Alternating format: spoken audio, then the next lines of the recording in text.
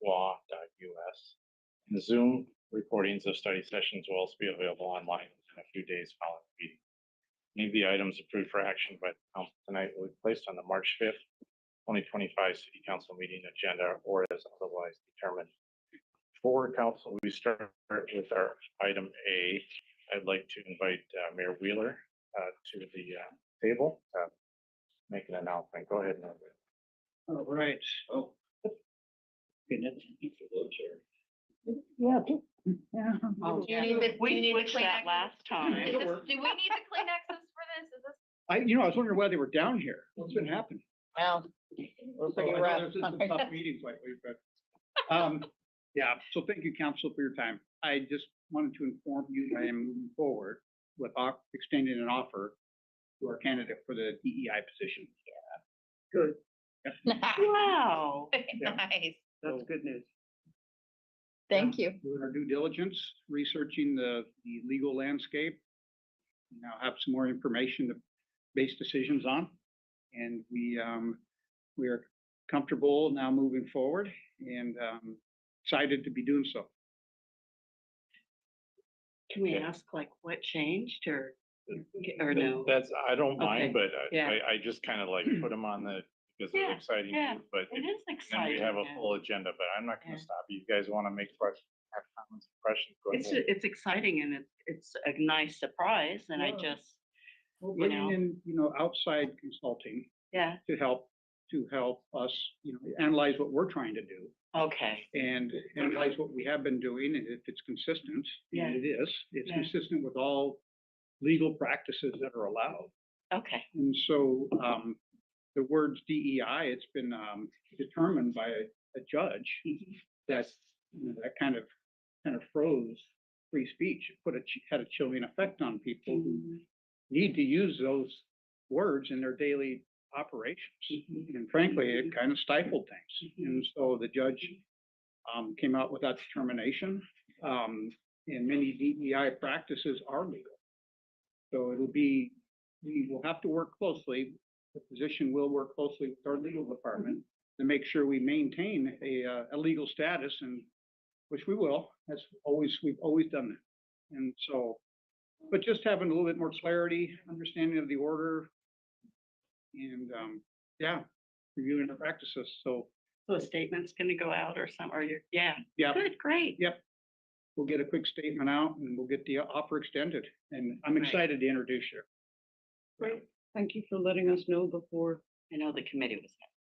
before Yes, the we were formal announcement. very happy with this choice.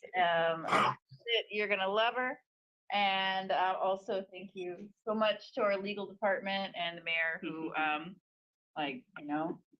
you really have stood by your word that you made to the candidate that this is important work and that you intend to follow through. And that means a lot. So thank you. Yep, hopefully after this chaos, we can get moving on and it'll be excellent. Yes. Well, yeah, chaos brought on by the federal administration, right? Thank you. We didn't expect that to stop. We'll be looking at Exactly. the executive orders and monitoring closely. We're Sure. comfortable moving forward. Thank you. Thank you very much. Okay, thank Super you, Mayor. All right, now we'll get back to the agenda. Item A1 is information only presentation. Mr. Davis is going to present an overview of the 2024 wastewater comprehensive plan update. Bill? I think you can push those chairs up a little bit on the right. This is a high one if you want it up. High. There we go.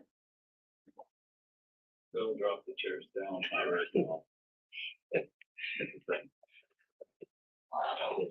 If I sit in a low one, my. Good evening, Bremerton City Council. Good evening. So I'm here to give you an update on our wastewater comprehensive plan.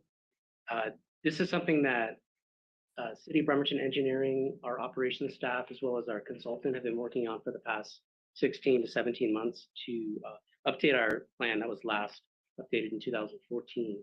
So I hope to provide you an overview of the plan, as well as hit some of the highlights and then talk a little bit about the public the public comment period that we've established. So, that was my first slide right there. It looked remarkably like Jane.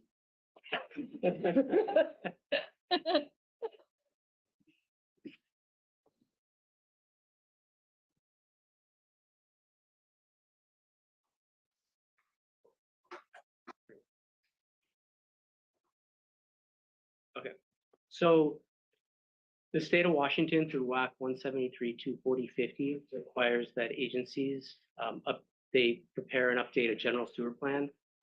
We update our plan every 10 years. And the last update to our plan was in 2014. So this is a comprehensive plan of the entire system, which includes the existing system as well as forecast 20 years growth, 20 years down the line. That's the planning period for this plan. It includes improvements and programs to accommodate growth and replacement and rehabilitation of the system to ensure that we're providing excellent services and also that it's financially viable too. So Kennedy Jenks was the consultant that we selected to perform this work. They're a national firm. They have an office in Tacoma Federal Way, and the project manager at the time had 17 years experience working at a wastewater treatment plant, which really appealed to us, bringing his operational knowledge to consulting background. So that's why we ended up selecting them to be the consultant. And they're also working on several other contracts with us. And the scope also included, in addition to the update, evaluations of the Puget Sound Industrial Center, sewering that area, as well as an evaluation of the Crosstown Pipeline, our most critical pipeline through Bremerton. So this plan has to be approved, reviewed and approved by Department of Ecology. I sent it to Ecology a couple days ago electronically. We received the plan from our consultant on February 18th, and it was just sent to Ecology so they can start the review. It could take up to 4 months, and there'll probably be some back and forth as we figure out how to get this approved. And once it's approved, we present it to City Council for adoption by ordinance. The last time it was adopted was in December of 2014. So next.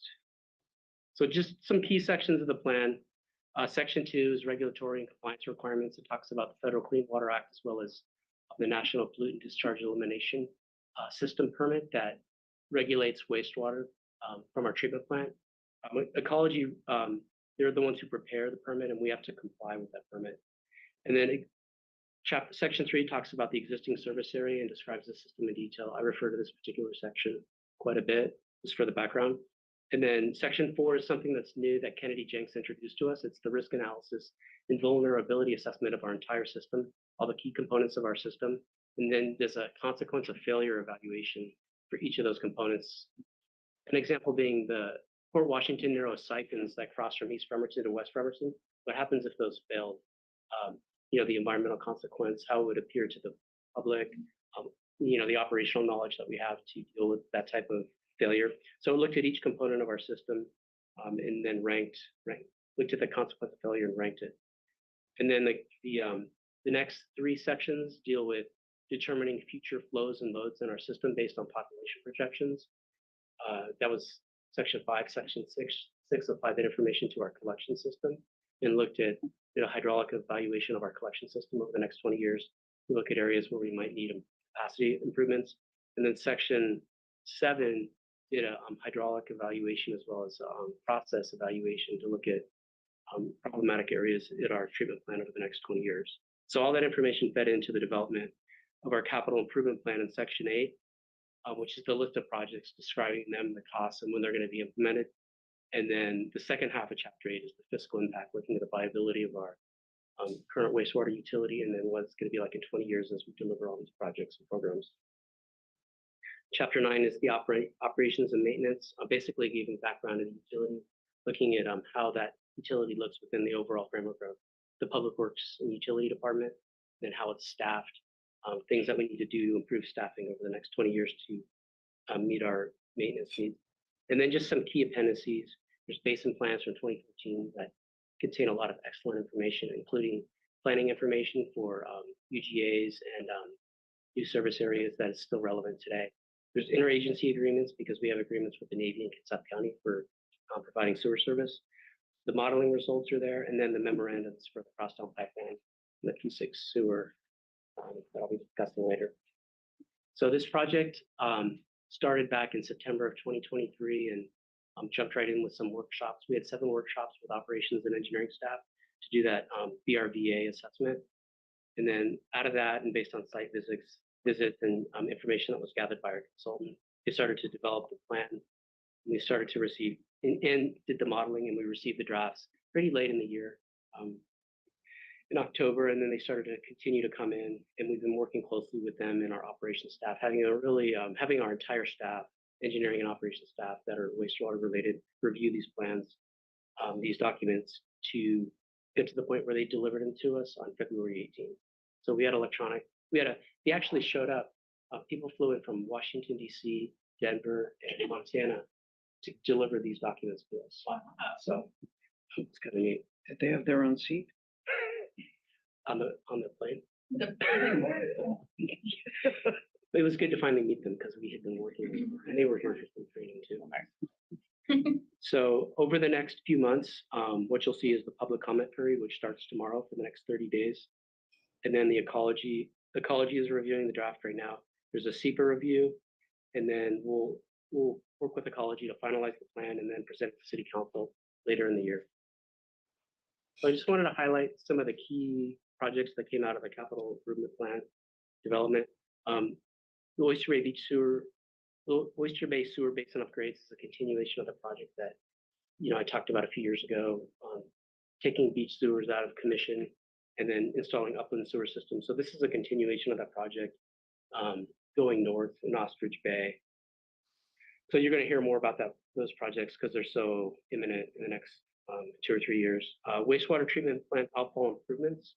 This was identified during the hydraulic and process modeling of our treatment plant.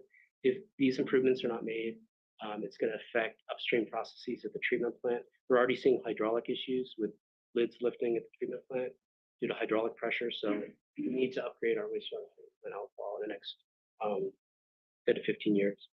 And then the crosstown pipeline redundancy, that's a significant project to provide some redundancy for our primary sewer trunk through the city. And that I note that as grants are being funded. And then I'll be talking more about that project. The new aeration basins and grit system upgrades project, you'll see the price tag there, almost $70 million. That was identified also during the process evaluation that was done, that we are at capacity right now with our aeration basins, and with any growth, increase in capacity of the treatment plant, with any growth that goes on in our system, that we will soon be out of compliance. So we need to plan for that project. And then the last one is the P6 sewer, which I'll be talking about.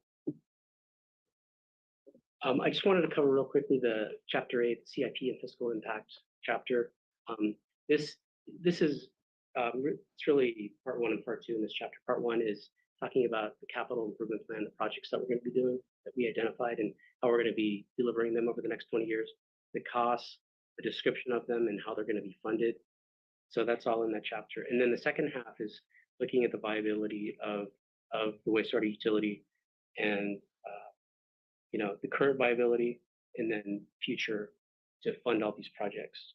So that second half has the financial plan, and the costs in that document. You'll see the cost that $430 million of expenditure is been estimated over the next 20 years to meet our programming needs, and that's escalated at 4% annually. That's why it seems so large.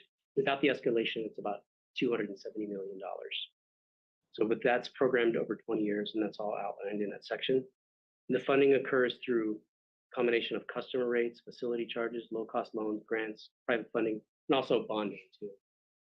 And we've identified rate increases of 3.5% through 2029, and increasing to 8.4% from 2030 through 2034.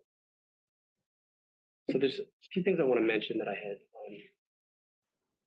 There's a lot of jargon in that chapter, but some of the things that I caught were that wondering about the wastewater rates. The EPA, they develop an affordability index, a benchmark for rates, and they base it on, they look at the median income of an area, and then they say that the rate should not exceed 2.5% of that median income. So if there's an income of, say, $100,000, that's the average income. The wastewater rate for that should not be more than 2.5%, it should be $2,500. That's about $200 a month, right? So they determined that our rate in 2034 is 1.43%. So it's significantly lower than what the EPA considers acceptable. So those numbers, those rate increases look high, but they're actually low. And I was just using City of Bremerton for the median income, or is it like a county? How I would- don't You know know. the area? Okay, I don't know, just curious. Yeah, I'm always curious about question, that. because it's different if it's county. Thank you. Okay, I can clarify that. Because Thank you. I'll be talking about this next Wednesday, and I can answer that question between. Thank you so much. Great. And when you read that section, you get over and over that we're a very financially viable utility. It's stable. We have the capacity for taking on new debt if necessary for capital projects, and the wastewater fund generates sufficient revenue to meet all of the O&M and capital costs. And that, that's the summary that you get from reading that chapter. So, okay. P6 sewer feasibility. As part of the scope with Kennedy Jenks, we asked them to do a couple of evaluations. One of them was about sewering the area known as the Puget Sound Industrial Center and south part of Kitsap County there. Bremerton extends all the way out to just to south even of Lake Flora Road. And that area out there is called P6, and it's been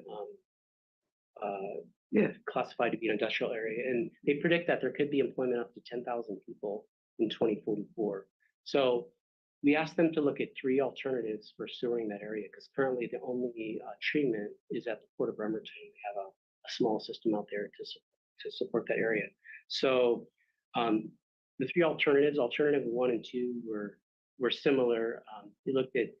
Alternative 1 looked at Mason County supporting us to provide sewage treatment for up to 160,000 gallons per day. That's all dependent on us having some kind of agreement with Mason County, which Mason County was just still not determined yet. And then we would add phase in pump stations over time and a treatment facility up near the port, so we could provide treatment in that area. Alternative 2 assumes that we don't get that deal done with Mason County, so things happen quicker where we have to have pump stations and treatment. So it doesn't really allow us the phasing option. And alternative 3 is it assumes we do get some support from Mason County, and then we put in conveyance pumping stations and force mains all the way to Bremerton. So our operations staff really like that alternative because there's no new treatment plant and just the issues associated with maintaining a new treatment plant. And it was also the least expensive option too. So this is a real high level evaluation before any decisions were made. 4 studies would have to be done. And that's a tech memo in Appendix H. And the next study that we did was the crosstown pipeline redundancy. The crosstown pipeline is the most critical pipeline in Bremerton. It gets all the flow from East Bremerton, most of the flow from West Bremerton, including the Navy base. The Navy base, all the flow goes into that pipe. So it's a very critical pipeline. It was constructed back in the 1980s, and currently there's no way to take it offline if we had to maintain it. There's no simple way to take it out of service, maintain or evaluate it. So we asked KJ to look at some alternatives to evaluate providing redundancy so that we can take it out of service. The alternatives included a parallel full-size pipeline that we could take off at any time of the year. Second alternative 1B was a half-size pipeline that would allow us to take it off out of service during dry weather. And then the third one was using pump stations and piping to kind of pump it through Navy Yard City to the treatment plant. And our preferred alternatives was one provided a parallel pipeline so that we could take it out of service whenever we'd like. Though that was the most expensive option also. It just provided us the most flexibility. So other items I just wanted to quickly address was the public comment period starting February 27th. This has been pushed out on social media. The mayor talked about it. It was talked about at the Planning Commission. It's on the city website. So there's The Public Works, it's on the Public Works part of the city website. No? Okay, I'll look into that. So it should be. And so it has been, an attempt has been made to push this out. Oh, okay. Okay, thank you. I appreciate that. In the last 5 minutes? Just responded. Okay. And it goes live tomorrow. Let's hope for real-time response. So there will be an opportunity for the public to view it in individual sections and comment through a form or email it to me. I wanted to mention that the city has never had a sewer model. We've had a water model for years, but we've never had a hydraulic model of our sewer system. As part of this update, purchased a hydraulic model. It's the same model that our consultant's using. So we'll have a chance to update our sewer system and evaluate it in real time as developers come in and look at the impact of additional flows of our sewer system. And then I wanted to mention the Puget Sound Nutrient General Permit, which came into, that was effective January 1st, 2022. There was a time where we didn't know, because of some legal unknowns, where we didn't know the future of that permit. I think it's past most of those legal permits, but there's still a lot of uncertainties about that permit and the financial impact of the city. None of the costs associated with that permit are included as part of the CIP. HDR did a report for us several years ago where they estimated up to $200 million improvements would be required over a 20-year period. None of that's included as part of the CIP just because of the uncertainties. But we continue to send our report into ecology every March in order to comply with that permit. And then I just wanted to quickly mention the uncertainty about the funding sources for the Crosstown Pipeline and PSIC. We're hoping that the Crosstown Pipeline funding can be grant funded because it's such a significant pipeline. We received $7.2 million recently for another pipeline through the Navy. It was a very significant pipeline to them. We're hoping that they would also see this as a significant pipeline and contribute to that. And then PSIC, we anticipate would be developer funded. It's we've looked at all it's very expensive. So if development occurs, that would be funded. So that concludes my presentation. Thank you, Bill. We'll open up for questions. And Jane, I'm not sure I'm going to be able to see you. So just pipe in if you have any questions. Hi, Finn, because she's Feel the free Public to- Works. Okay. Feel free to Oh. talk. Okay. Sound quality is really poor. Oh, I You know could what, hear, we- I could hear Bill, but I'm having a hard time hearing anybody else. can you hear me now? Yes. I I don't tell you think- what, I think if for as far as hearing me, how about now? Can you hear me okay? Yeah, I can hear you okay. Okay, Jeff. Thanks, Bill. Excellent summary, much appreciated. So if we're looking at rate increase of 3.5% through 2029 and 8.4% after that through 2034, do we have any rough estimate how much bigger it would be if the nutrient rental permit comes to kind of like the worst case scenario where the city has to saddle the full cost from the state legislation or ruling, I should say? I think anything I say would be very qualitative at this point. Okay. And don't mind you, we would hope that there would be federal funding available because it's so significant. It would be for local agencies to have money available too. Okay. Significant cost. We'll leave it there. Okay. Anyone else? Anna?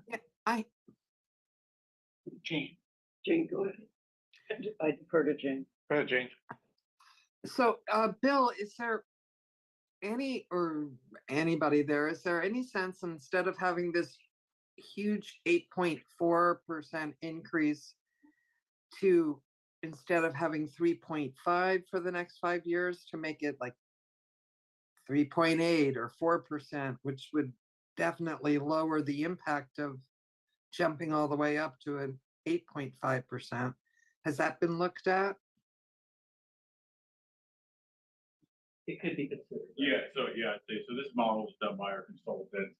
With the data we have now, we'll start playing with, we try to smooth out the rate. Okay. So as we develop the model each budget and now having a 2-year budget, we will play with that scenario, see what that could do in the out years. And talking with engineering, how viable these projects are in those out years. The closer we get to those dates, we can see close from the CIP, are they going to materialize? Right now, there's some conjecture on where those fall, with projection, and then we're pretty far away from 2030.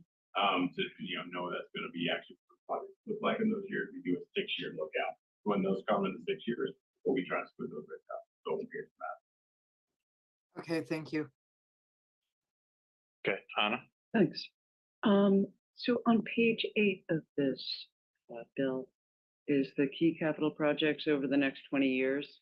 The anticipated funding for 1, 2, 3.5 of them is loan. Is that from the Public Works Assistance account? It most likely would be ecology, CWSRF. Okay, There's also Public Works Board too. We don't seek those out as much. I imagine it would remain with the SRF money from ecology. okay. I'm asking because people did not, it seemed quite likely that that'll be cannibalized this year. So my second of 3 questions is on the PSIC sewer feasibility, and I'm looking at you, Ned, because you are the prime mover. Don't we have an ILA with Mason County for a sewage treatment plant? Or for sewage exchange, so to speak? You have an ILA to work on an ILA. That's what we have. We have an agreement. Not even know those exist. That's how Try to challenging work it's gonna together. be. Like, there's no ILA that commits Mason County to provide sewer service to Bremerton right now. We've been trying to get them to move on that for like 2 years. I'm hoping that while I'm on vacation next week, we actually get a draft of that ILA for Bill to start looking at. So they've been chewing on that for quite a while and trying to decide if they're going to provide sewer service to Bremerton. So it's a yes or no. If we get a confirmed yes, then the next thing we would on an ILA, we get it through the process to bring to council for approval. And then there's also a $3 million grant through Commerce that the city has been awarded, but we haven't executed on because we don't have a commitment for service from Mason County. So assuming that Mason County, that we can all figure out this ILA language and get something to council in a timely manner, then we would be trying to get that Commerce grant approved and executed before June 30th. It becomes less certain if it happens after June 30th this year with the budget. So that's where we are. And yeah, we're really waiting for a response from Mason County right now. That's where we are. And then one other comment I'd make about PSIC is Bill said it's planned for private funding. That is true. All of the planning has been done to date that like it was private development funded, right? But this $3 million isn't private development funding. It's coming through an appropriation from the legislature. And we might get some construction funding that could be an appropriation to the legislature. We might be able to convince the Navy that there's a federal grant that would be good for this area that would potentially be a funding source to provide improvements. It is a problem to develop the Puget Sound Industrial Center, assuming that all of the money is going to come in as private, because nobody wants to be the first person to have to pay the big bill. So Jane asked this question to Public Works Committee, I think, and my answer was, right now, that's how it's laid out in the plan. It's the snapshot in time, crystal ball.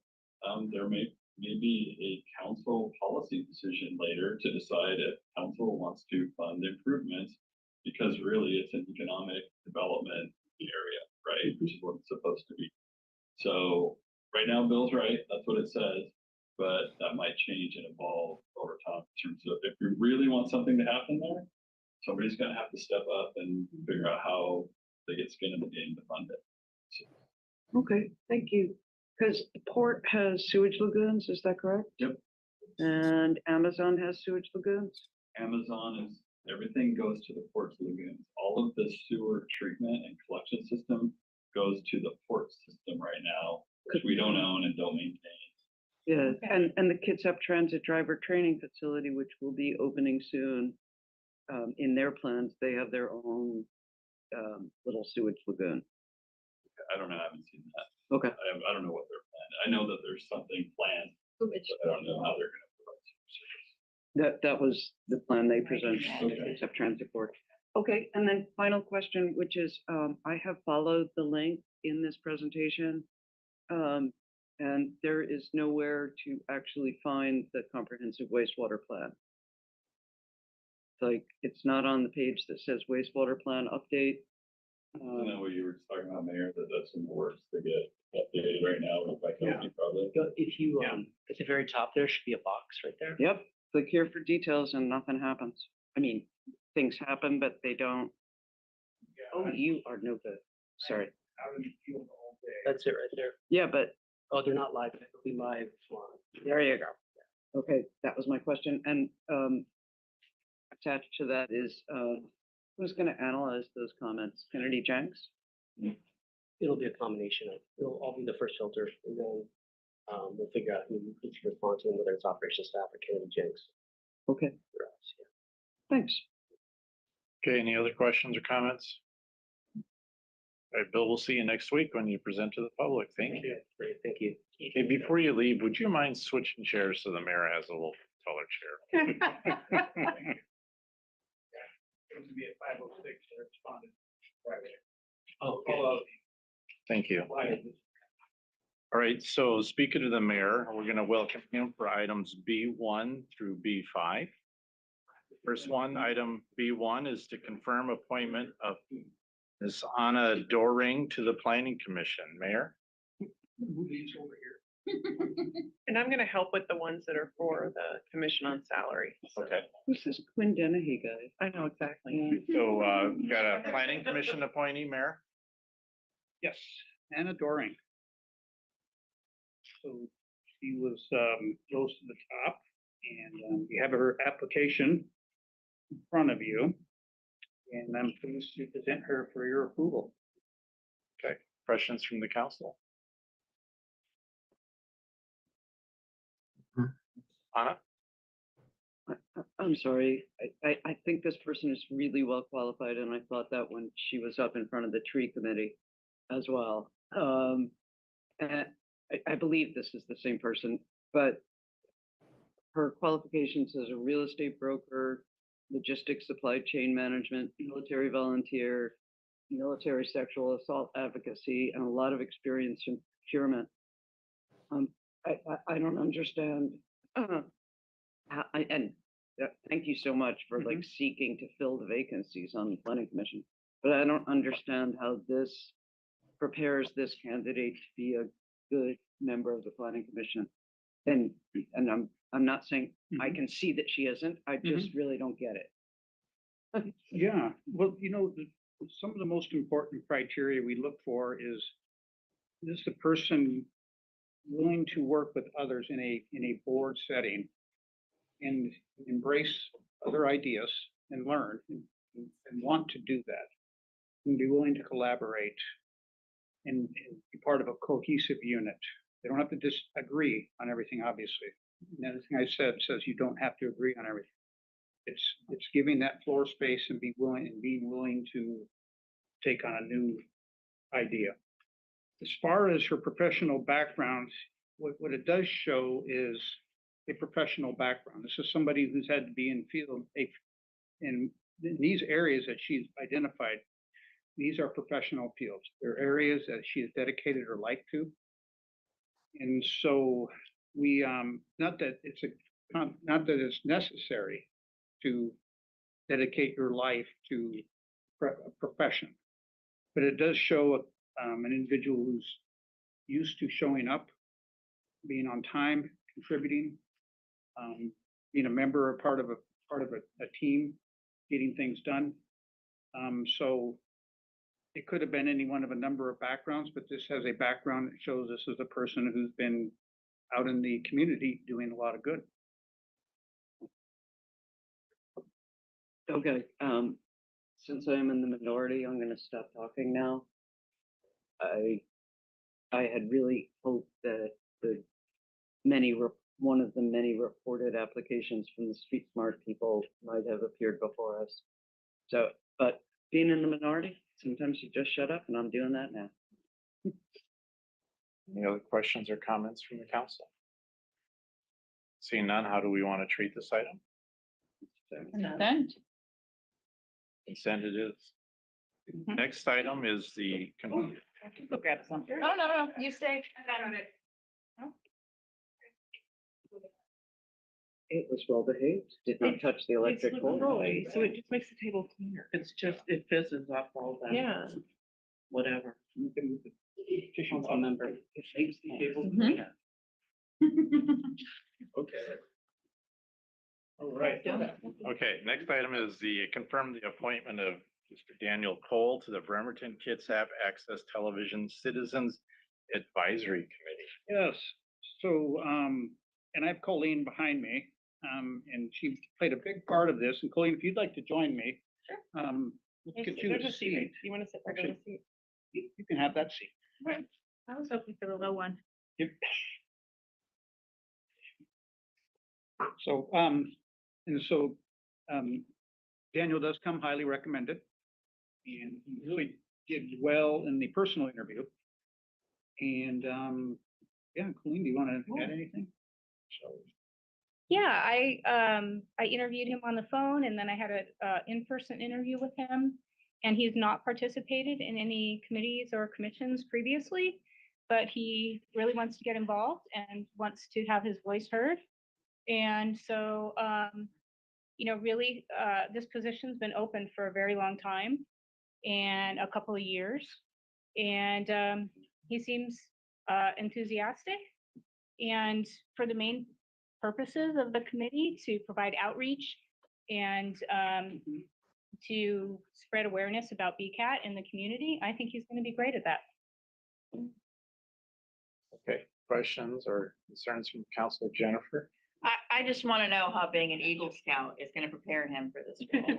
I'm just kidding. I just want to call that out. He's an Eagle Scout. I think it prepares you for just about anything. Pretty much. No. That was, I just felt like I needed to call that out. Thank you. That's all. Right. Oh, Jane. I got a question. I think this sounds great. I'm wondering, why did it take so long to find somebody suitable to be on the board? Is there just no interest, or the community didn't know there was an opening, or? We do a lot of promotion for this particular opening, but our advisory committee is filled by people from all different jurisdictions all throughout Kitsap County, including the island and Paulsbo.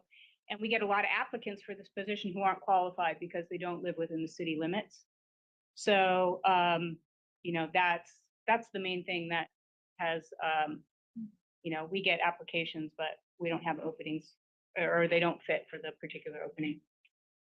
Okay, well, I'm glad we're filling one from a city of Bremerton residents. Thank you. How do we want to treat this item? Consent. Consent. Consent it is. Next item is to confirm the reappointment of Ms. Kirsty Hartle to the Citizens Commission on Council Salaries. So I'm gonna take these three first, just because this one is a little bit different than some of our other committees. This is a committee that's in our charter. And I'm gonna give you an overview of these three positions, because you'll see that we've got a reappointment that is for a term beginning April 6th. And then we have two additional appointments, and they are for less time. And the reason is that we're trying to get back into a staggered 3-year term in conformance with our charter. We got out of sync there for a while. And so we're gonna be keeping a closer eye on that in the future. But that's why you have 3 applicants, 3 different terms. And this first one that we're looking at is a reappointment. This person has already served, and this will be their last time, because the charter says that they can't serve again. Oh. So but we won't be looking to fill this one until I think it was 2017. Yeah. Or 2027. Sorry. Yeah. And What's- so It's the limit.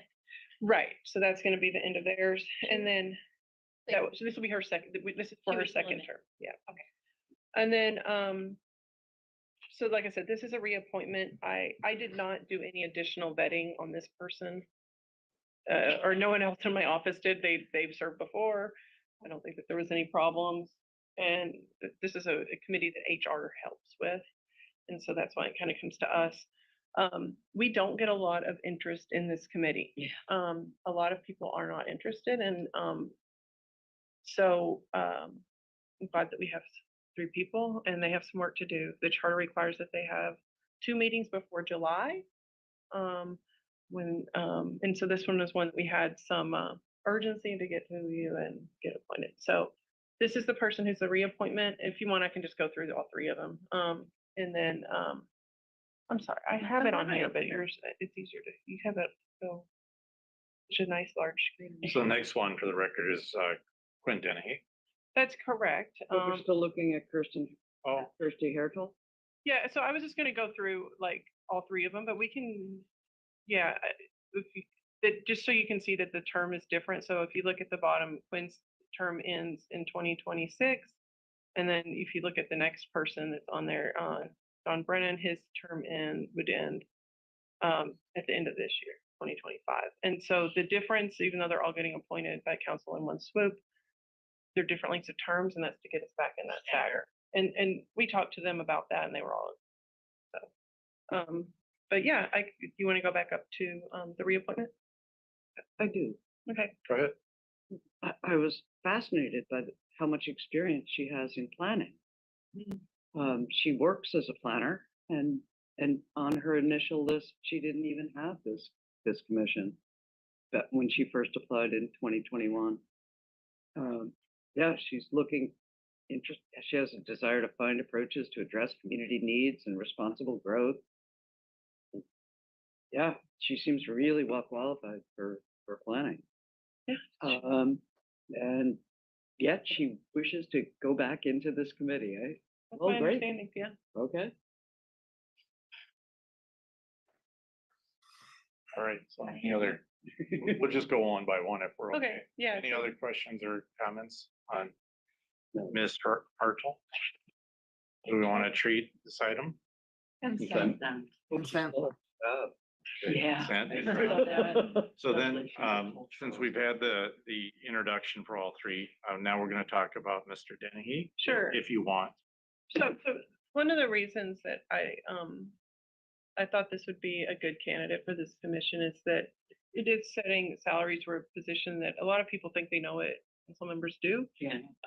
But they might not really understand what it's about, and also like the time commitment, and then I guess what I would like to say, probably like opportunity cost.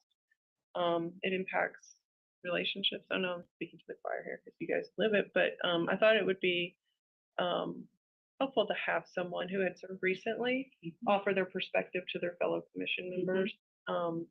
And so Yeah, to the mayor about it, and thank you. agreed that He voiced quite often. and he did not re-up, Yeah. which is, you know, Yeah.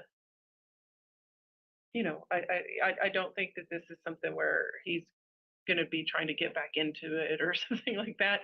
And you No. know, set his salary high or something like that. I really think He's happy to He be gone. felt that the job. He did his Yeah. service and he was ready to move on to the Right, next and I think adventure. he has a Yeah. perspective that he can offer for this committee as well. So that was the reason for Mr. Dennehy's appointment. Questions or comments about Mr. Dennehy's I application? don't know. Well, and I just want to make sure because there are rules for hiring people who have been on city council, but it's not the same for commissions and Volunteering. volunteer. Okay. Yeah, I don't think that It's- there, I don't think okay. that there was, I read through it, there's, for council commission and salary, the charter actually says who can and can't be on it. Okay. It doesn't say anything Cool. about former. Just for transparency, that would be Sure. good to ask. I think he's a great candidate. Yeah. Consent? Consent? Consent? And then, Consent. John Brennan is the next one. And so I know John from the Bar Association. He's a local lawyer. He is a renter in the Manette area. What? I'm sorry, my face just goes without me. It does. So Mr. Brennan worked in the Bremerton Municipal Court for a long time as a public defender. He's not doing that type of work right now, except for the city, but is for Bainbridge Island. He also has practice that deals with landlord-tenant issues, and so he has not been involved in any city committee before. He's been a resident for a long time.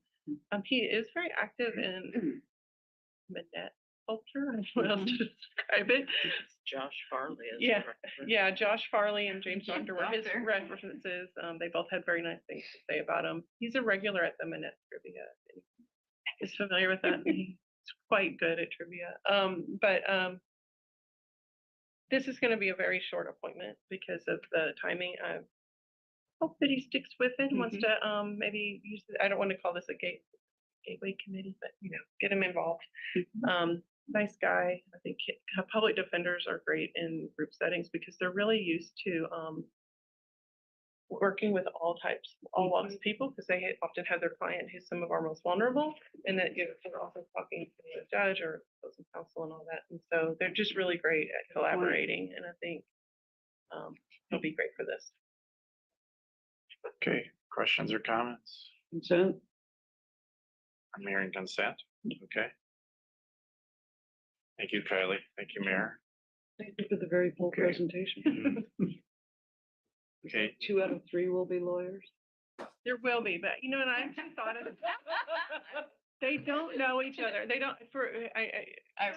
ironically enough. So, Quinn's practice is in Seattle and is No, I didn't mean because there's a conflict. I just assumed the meetings would become longer. that it could. I can't say that they won't, but we'll do our best. Them in All line. right. All right. But good. they are very different types of lawyers. Yeah, I get that. so getting back on the agenda. I'm so sorry. No worries. Thank you, Kyle. I'd like to welcome Internal Services Manager Matt Donlicott here to present item B6, the interlocal purchasing system, otherwise known as TIPS, agreement with Region 8 Education Center. Mr. Donlicott, go ahead. You have the floor. Thank you. Good evening. So I'm here to present the interlocal agreement with Region 8 Education Services Center. They are based out of Pittsburgh, Texas. This ILA gives us access to TIPS, the interlocal purchasing system. This is a national co-op purchasing program. Melinda Monroe, our contract administrator, she verified that Region 8's RFP process,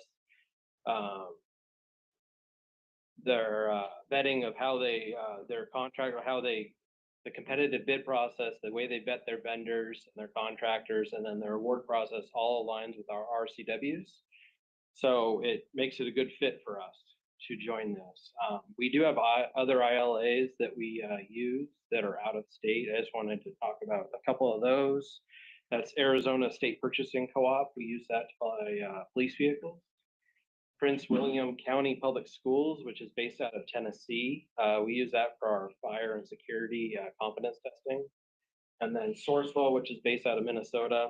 We buy vehicles from them and parts for vehicles.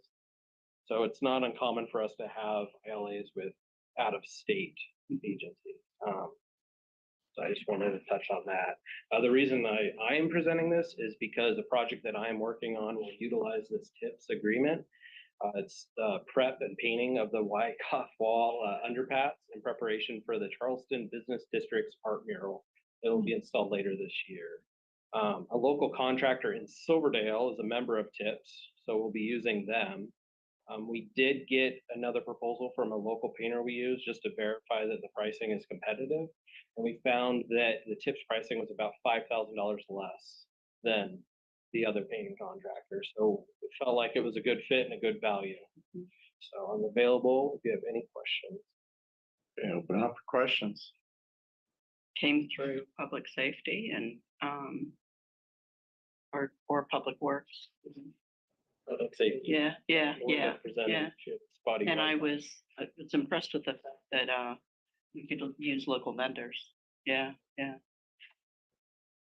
No, with that. Okay, great. Jeff? And nothing in here that excludes us from purchasing from somebody else. We find a better deal or. Absolutely not. No, Perfect. just gives us the option to use it. Excellent. No other questions or concerns? How do we treat this item? Consent. And Thank you. Thank you.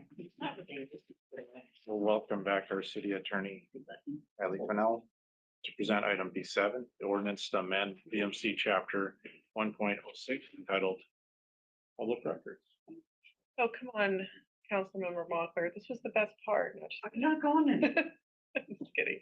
I hope that you got the packet with refresh later this afternoon to have the red line version, and so you can see what changed. But the reason it's changing, and this is something that Angela asked that I bring forward. She's, as you know, on leave. We amended our rates and fee table to reflect that the change, but we never amended the code. So the council's already done this. We just need to make our codes match up with the rates and fee table that you already adopted. Let's see. So we've done that here. And then while we were doing that, if you scroll down just a little bit, you'll see that there's a reference pursuant to the Public Disclosure Act. That's actually not a thing. We need to make that public record act. So just change that little part right there. And otherwise, this was just a housekeeping measure that Angela asked if I could bring forward while she was out. Least we can do for us. Thanks. Okay, any questions or comments? Seeing none, how do we treat this item? Consent. consent. Yeah. Consent. Right, thank you. You're also here, and I'm going to welcome our Human Resources Manager, Charlotte Nelson, for item B8, which is the review and approval of Director of Public Works and Utility job description. Council, I apologize in advance if you're upset with me printing this out, but I printed it out. So you can use your pen and do what you like. So, yeah, I got her. Oh, Charlotte, he's being. okay. You want to give us some background, Kylie, on this? Sure, if you hadn't heard, Tom Nucky's retiring. What? He's not even here to. I know. So, Baloney. because of that, the city will have a vacancy at his spot, and just like our most recent, Parks Director position, I figured that council would want to look at the job description before it gets posted, and we'd like to get it posted soon. So, but it's a two-part process with the mayor giving a confirmation or appointment and the council confirming. So, the job description has been modified some with some updates, and some of it's just things that Charlotte added, some of it was things that Tom added, because he thought it kind of reflected more of like what had been done and like kind of the breadth of the position. But that's what it's here for, is to council to discuss that, and then let us know what you'd like to change, similar to like what we did with.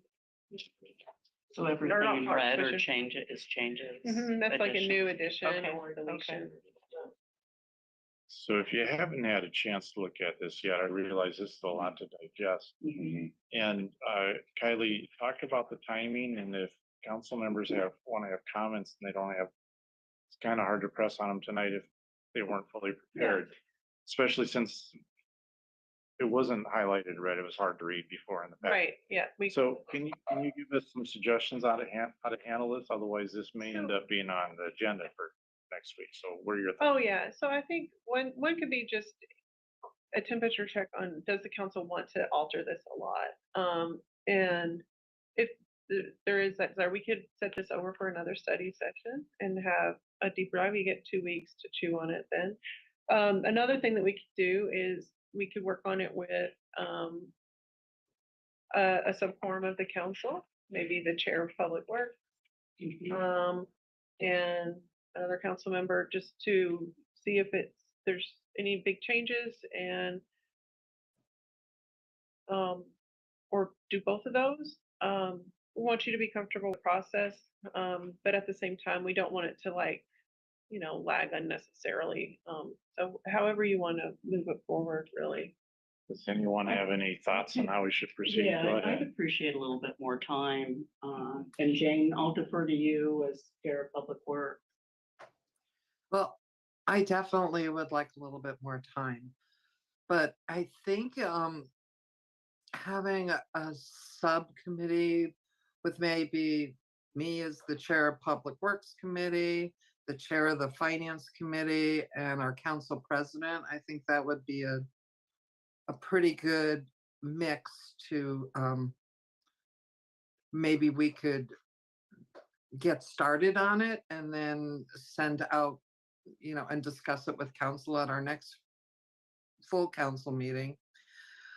One thing that I have concerns about is there's a lot of community discussion that they feel we should hold off on hiring a public works director right away.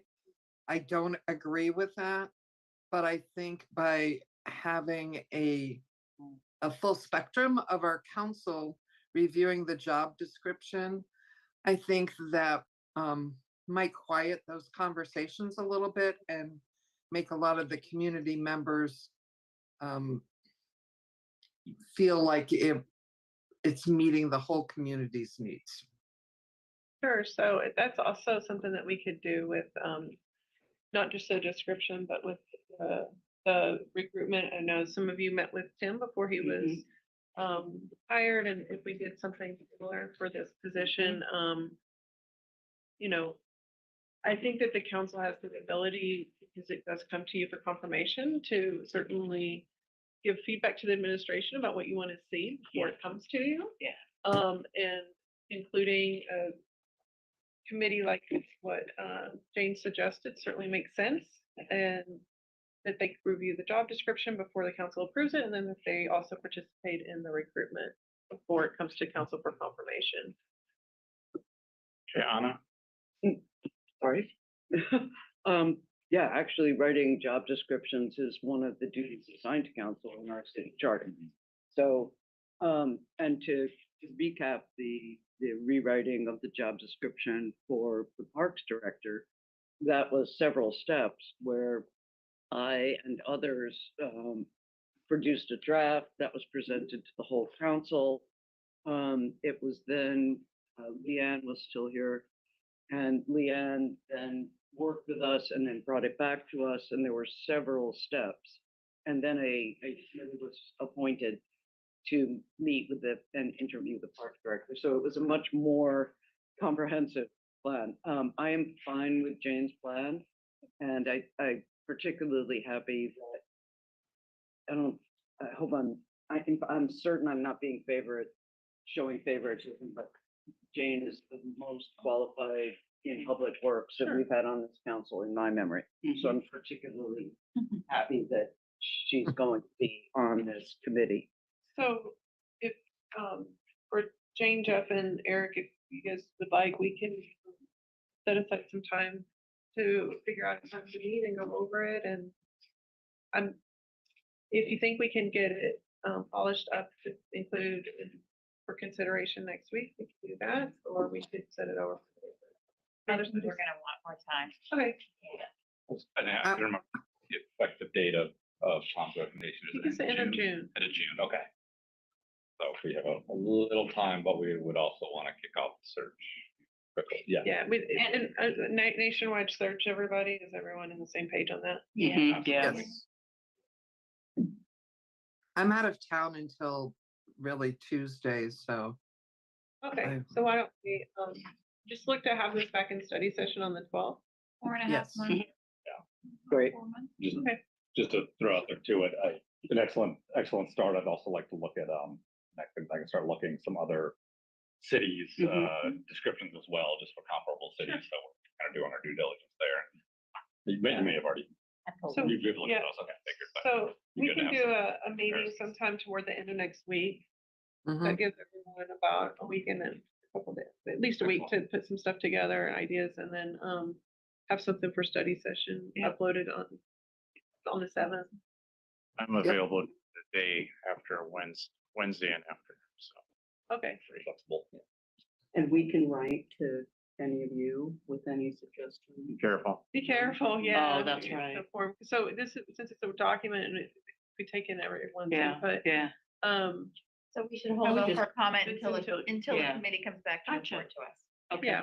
And we'll, Right hopefully, now. Or right now, Right. right now, yeah. Right now. words like vision, accreditation, best practices.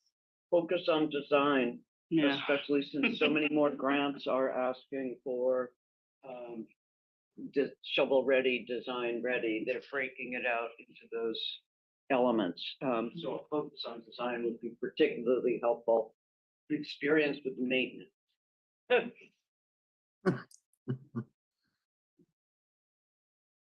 Preferably someone who has actually been on the streets, but hey, Yeah, that's kind of hard Yeah. sometimes. yeah, but somebody who like knows how to fill a pothole and have it work.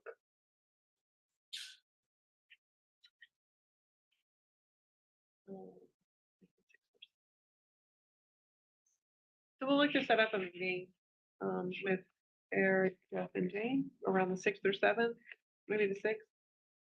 I'm That's with fine. Okay, I'll email you guys the job descriptions sometime. Awesome. You have comfortable? Thank you. Cool. Excellent. You. Thank you. Okay. So we'll put this back on the study session for the 12th. Hopefully we'll have a polished product. And then we'll have comment from the entire council, then hopefully put it for the 19th. on the 19th. That's our timeline. Hopefully. It's good. Okay, thank you. All right, so we have a similar review and approval, potentially of the legislative office manager job description. Once again, I have a paper copy to hand out. This is what's in your packet. I think we did. Did we not just? So one is Anna's and the one is in the packet. Got it. And I apologize if I'm gonna be confusing everyone. So the one that's in the packet, the one that's in the packet, and Charlotte's gonna help us here hopefully on this. So the way the process worked is we get the original description and I asked our former, at the time, our current legislative office manager to take her first run at it. And then it went to us, being Anna, Michael and I, and we took a run on it. And then I gave it to Charlotte to put her HR experience on it.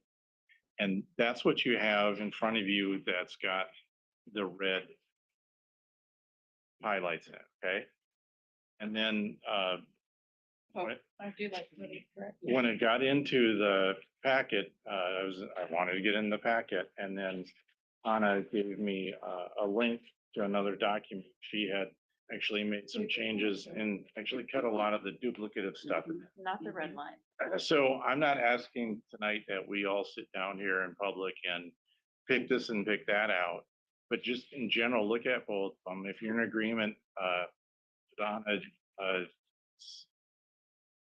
cutting out some of the duplicative stuff and wordsmithing.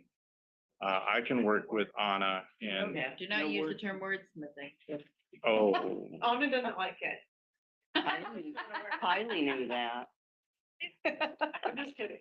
It isn't Okay. a bad word, though. It's not like a oh, swear. okay, so no demerits or anything. Okay, so, all right. Not this week. Okay, not this week. I'm trying to be really good. I don't know if you've noticed. Okay, so in any case, just take a look at it for the next few minutes. If you'd like that approach, I'm happy to sit down with Anna. I think we're in agreement on this, and we can go ahead and just make the edits. But if you don't see anything controversial in either one, I suggest we get it in the packet so we can hire the replacement. Have trust with us I here. mean, I definitely like some of the corrections, the basic clerical errors. Yeah. No, Yeah, so unintended, I suppose. But, is there it's anything gonna be a missing? merge between these two, is that right? Yeah, yeah. So is there anything missing? That's the point. I'd like to see just some, maybe PowerPoint or some other kind of, If she or he is gonna make flyers, Okay. uh, can't expect Canva or anything like that, but maybe, So I think you Canva can would be expect basic. Canva. I think you Oh. can. Okay. Canva is And- base level. Canva is, And that's in this job description, is to it? be able to Okay, I do didn't see flyers. it. That's a Okay. responsibility. that's great. I tried to put in a specification. there- For flyers, but is Canva, because there are flyers and then there are flyers. I've seen them in the city. Yes, I have some news on, so this is Charlotte, without saying the individual's name, did we reach out to that organization and say we're ready to bring that person forward? Yeah, we have not heard back yet. Okay, so there's a good possibility we're gonna get some 20-hour a week, and I don't want to give out the name. And it's of no cost to the city, and this person has background in. Okay, so, anyway, I think in this day and age, we need to have, that's what's in here, is a more, look, this position description was last updated, I don't know when, things have changed. Yeah. And so I believe the versions that we have, the two, both include all this technology updates, including being able to use Zoom and Teams and features of those products. Canva, it's more than just doing a PowerPoint and hey, It's just. the expectations are much higher.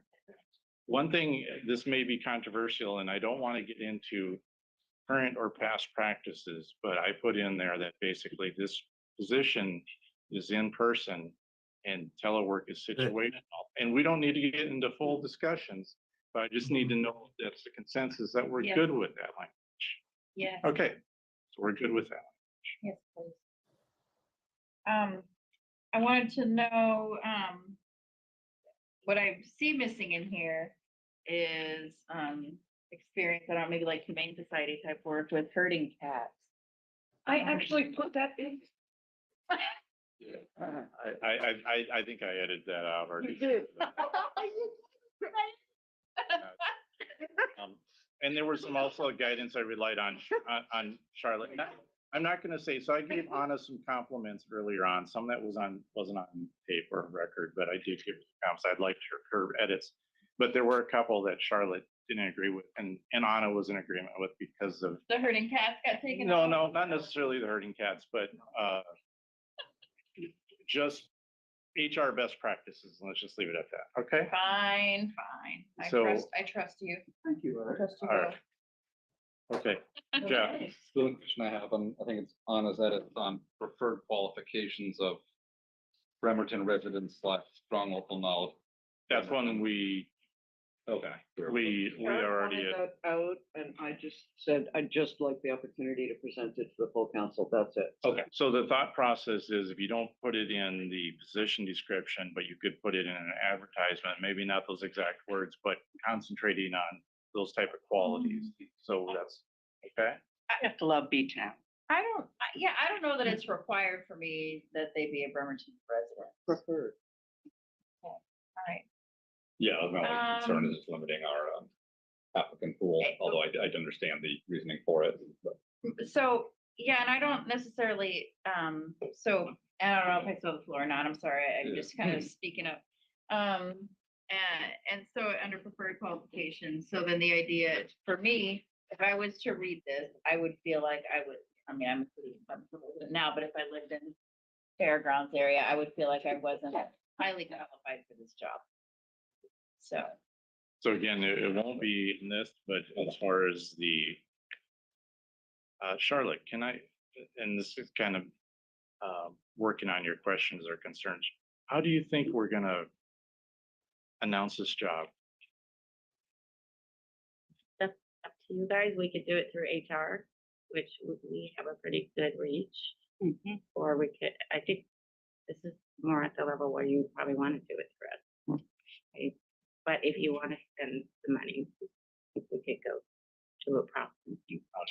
I don't think we have the money to do that this year or next. It's like about. It's not that level of. my other 17 comment, grand. Okay, No. I have a question. okay, Jane and then Jeff.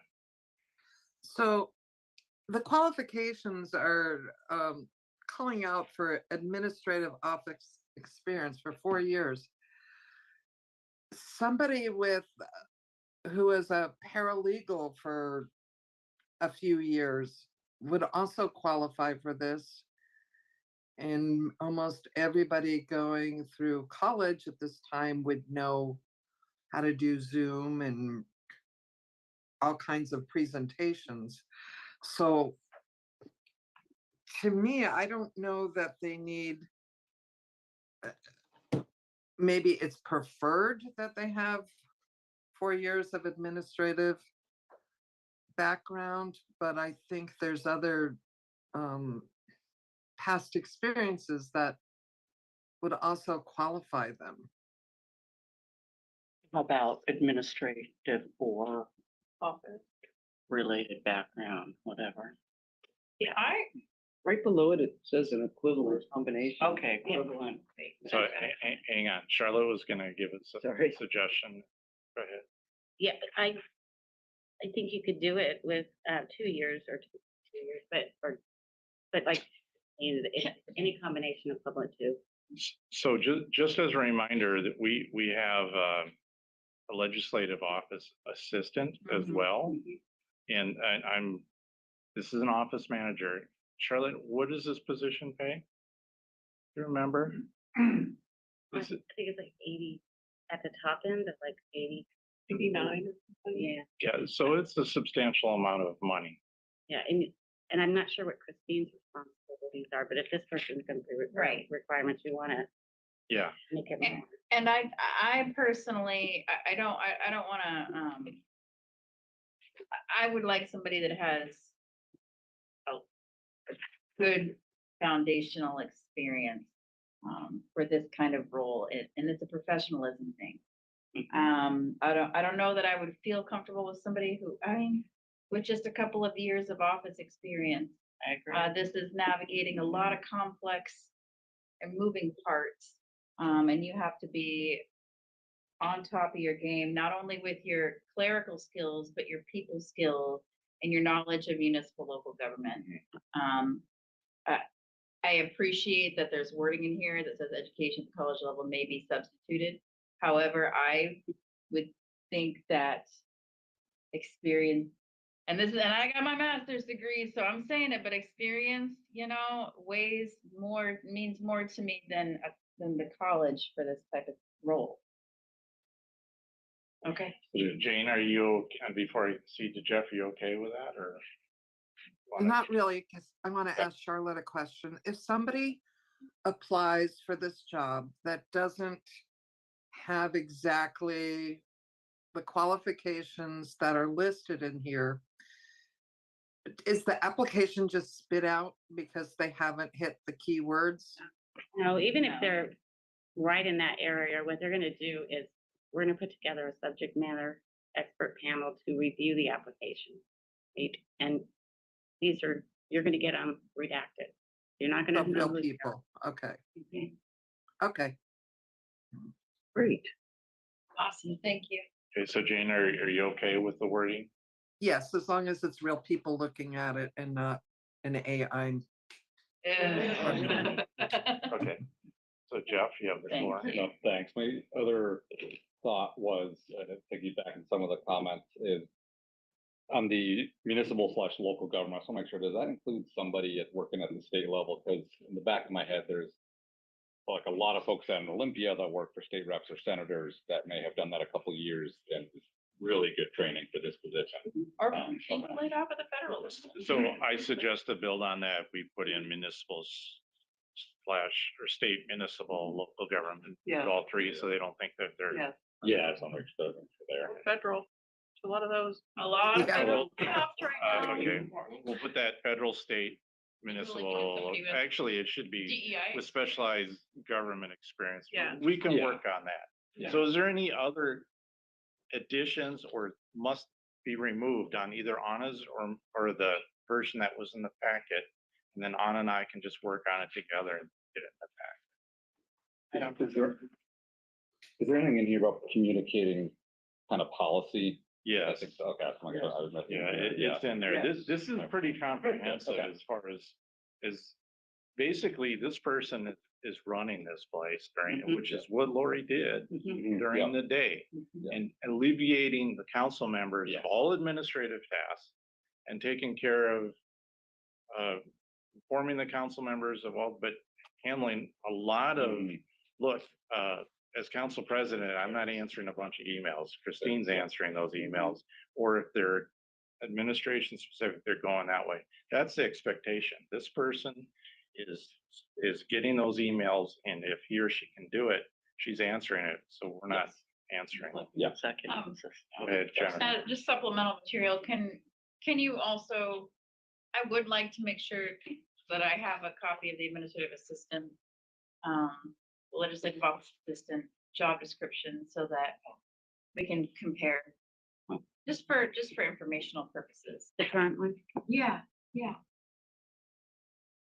Can I have, Anna email me her version because it's not in the packet, so I can't read it. Yeah.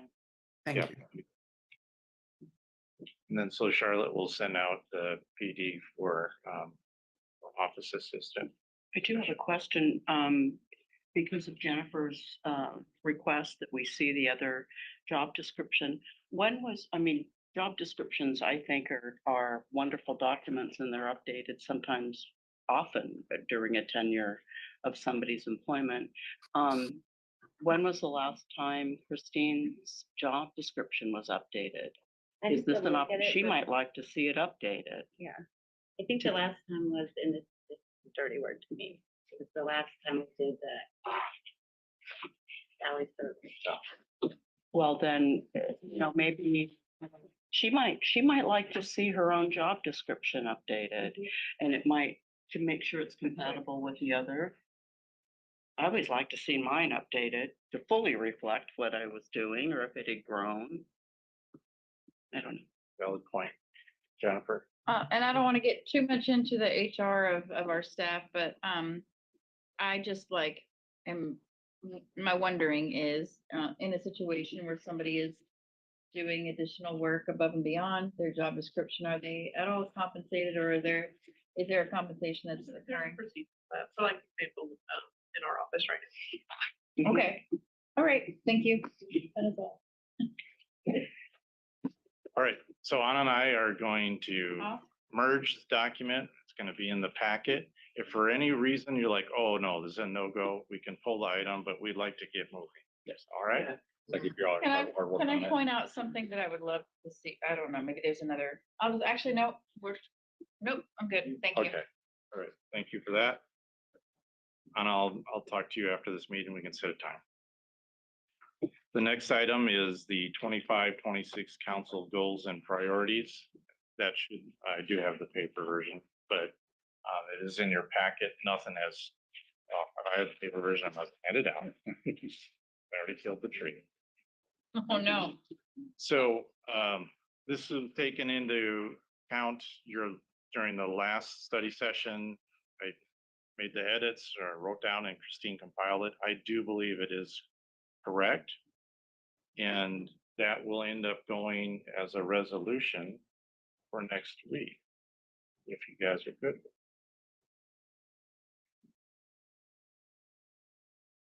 It's only 2 pages. I'm gonna let you take a second. Thank you. I looked at this, so whenever you guys are ready, I have comments. Really, really small one.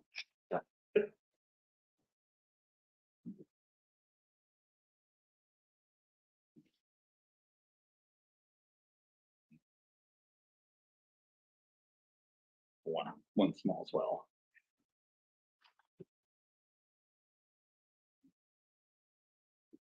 What? See, it's small. Okay. Even smaller. See?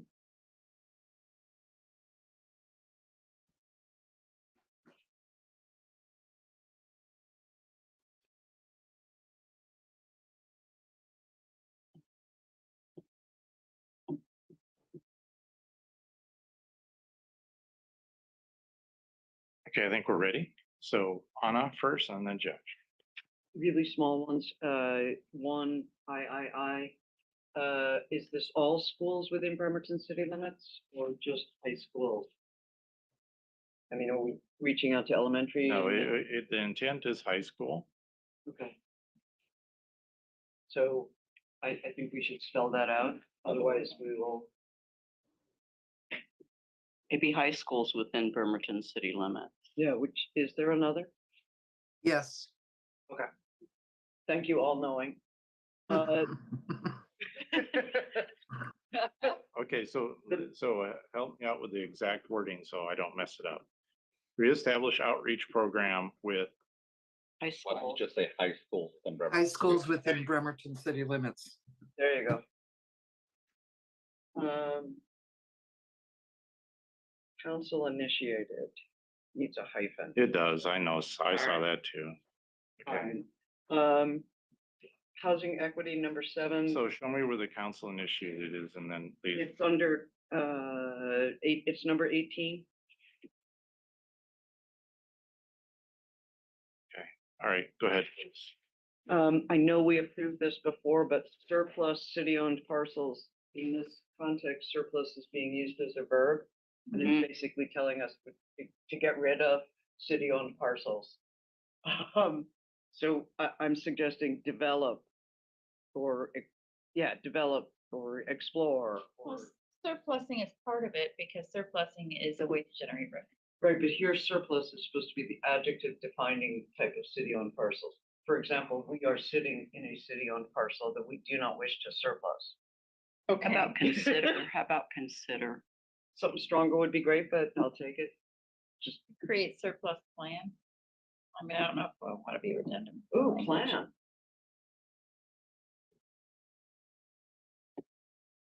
That's asking a lot of It is another person's job. BCD.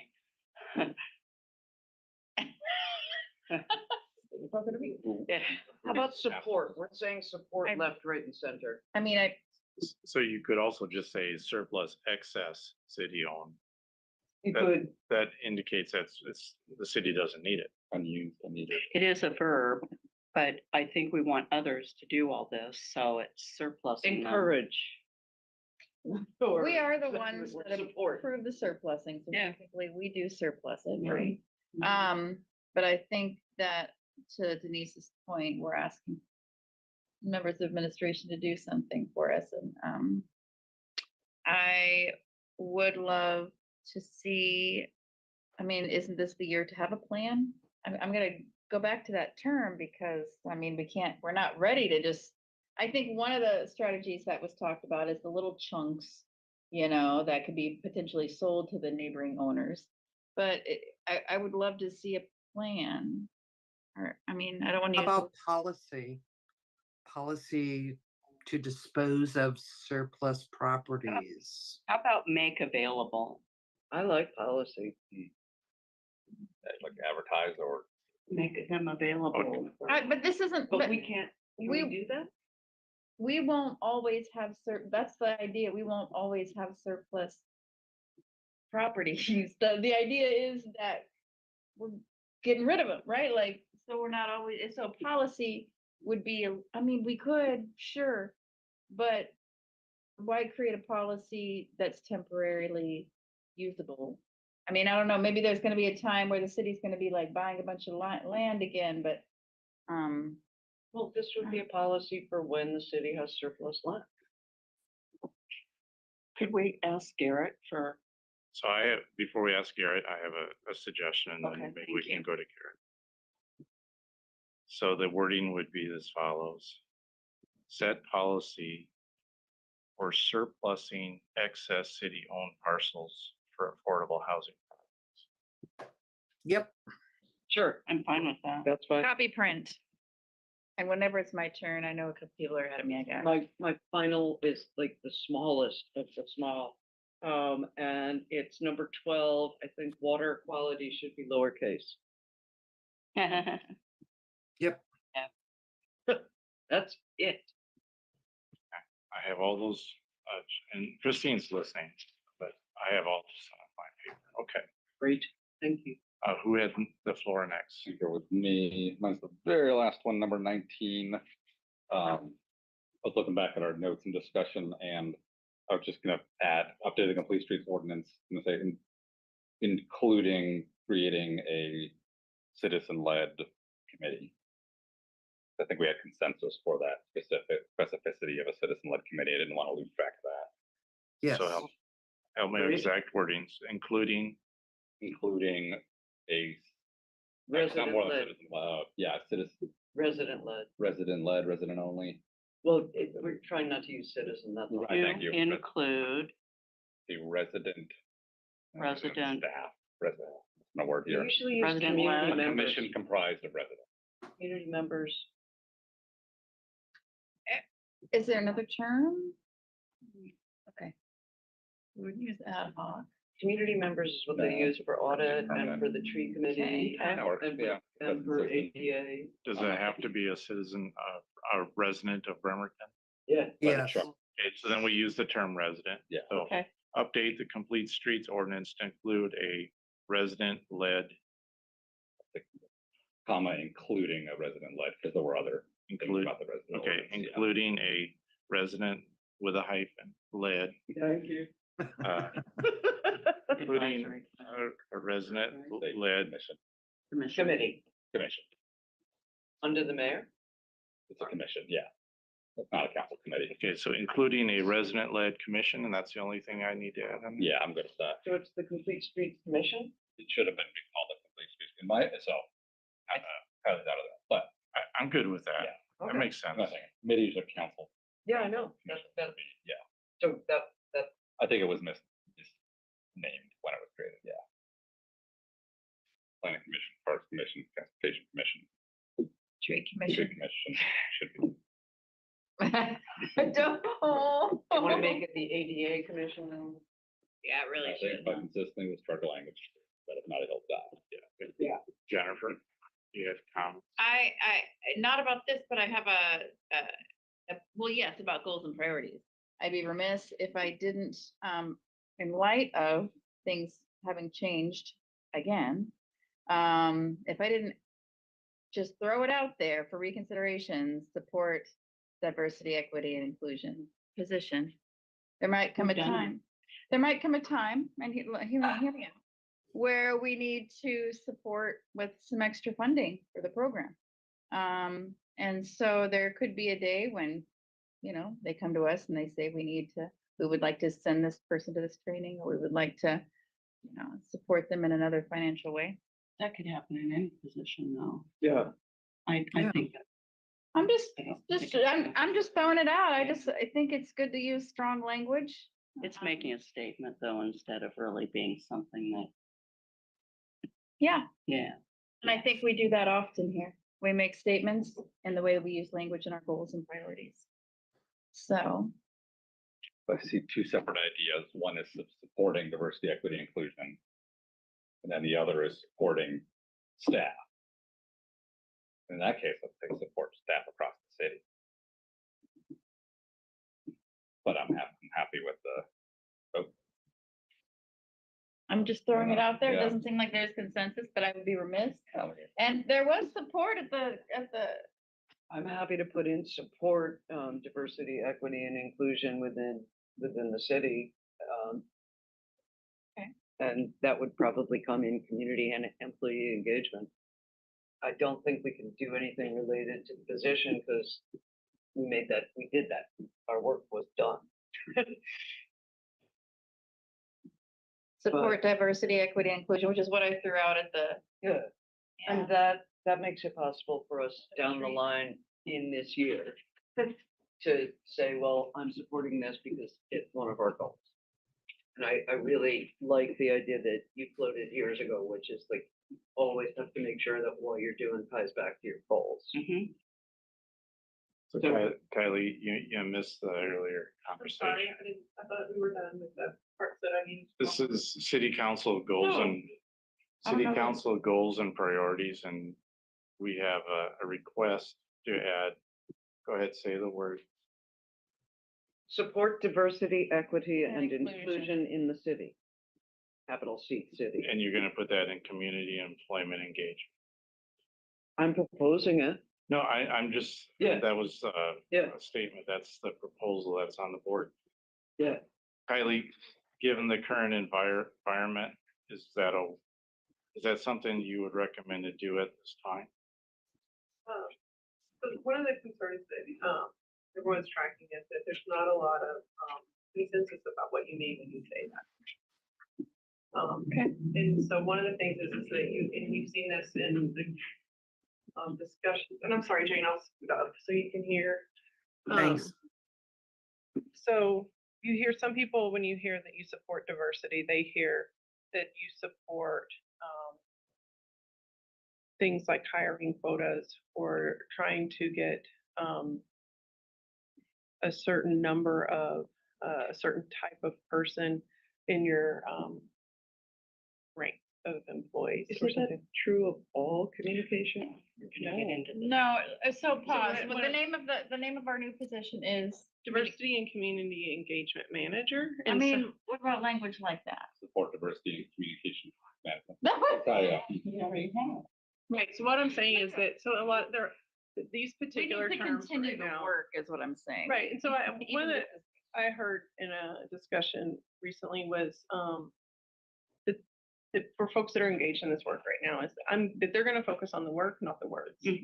And right now, these words, words should have, well, it's not, the triggering doesn't bother me. To me, it's that words should have common understanding and meaning. That's why we have language to begin with, right? And so what is, conceal our thoughts. what is the legally, What I'm saying is, I don't know that this tells someone what it is that we're doing.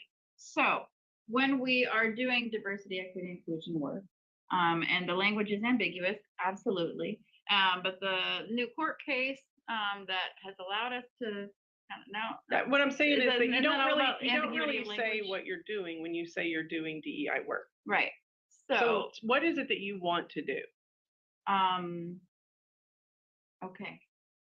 All And right, let's say all right. that, because it's, hearing you. right now, this is, these particular words, and it's not that, I'm against the concepts that I think that I understand all of you to mean them as, because I've worked with you for several years now. What I'm saying is that there's not unified meaning as to what, some people think that this means quotas. I think you might remember, these were people that were sitting on the right side of the room last week. And then there are other people that see that as, and that kind of stuff like is actually illegal. It's not gonna be doing that stuff. We And some- never did. Right, but there are Affirmative action is illegal in the state of Washington. some people Right. hear that word and that's what they think, that that's what means, that that's what we're doing. And so what are some precise words, like words that are not imprecise and that have common understanding that we could use to communicate what it is that we want to do? Foster mutually supportive environment. How about work with the new hire, forget the right wording, with the new hire to increase council's community engagement. I Something guess we can do the other thing I internally. would say is, one of the things that this person needs a budget, guys, and that's on you to figure out. That's what I'm right? saying. But I If we would- don't have, this is exactly what I'm saying. So we need to figure out how to keep all the things that we do within our goals and priorities, right? And so what is language that we can adopt to support this very new position that's going, she's borrowing paper clips from legal. We're gonna give her all this. she needs. Probably, they're probably gonna let her print stuff. sometimes too. Yeah, Yeah. and know. give her. Work on it. But I'm just saying that that's Yeah. like, Stylus, a soft place, slate. Yeah, I see where you're going now. I like that, actually, because that ties into mid-year budget adjustment. right, Right. that was Yeah. kind of the concept, that we needed the person to tell you what she needs. Right. And you need to listen to her, because that's what we're hiring, is that she knows what she needs. We need to write that We're out. so good at that. Can we support the community engagement manager? Establishing program, yeah. At this point, I'm thinking, Eric proposed this earlier, it's like, let's add it later.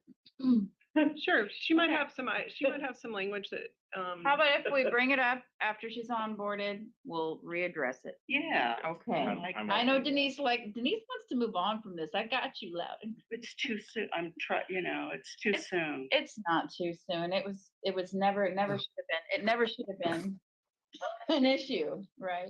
So, yeah. It's not too soon. It's a few hundred years too late. Anyway, all right. That is all. Thank you for the conversation. I don't think the city of Bremerton is a few hundred years. Requesting a Isn't it? 5-minute break. The entire conversation. So I'm gonna make Yeah. those edited changes. I have it here on this copy. I'll give it to Christine and it shall be done. It can be in the packet. Okay, so again, call me out on it if it's in the packet and just, oh, you've messed up again, Eric. That's not unheard of. And then we can make that change. I'd like to vote on the resolution. Are we gonna do consent? Consent. Yes, Okay, consent. And now let's go ahead and take a 10-minute break. yay.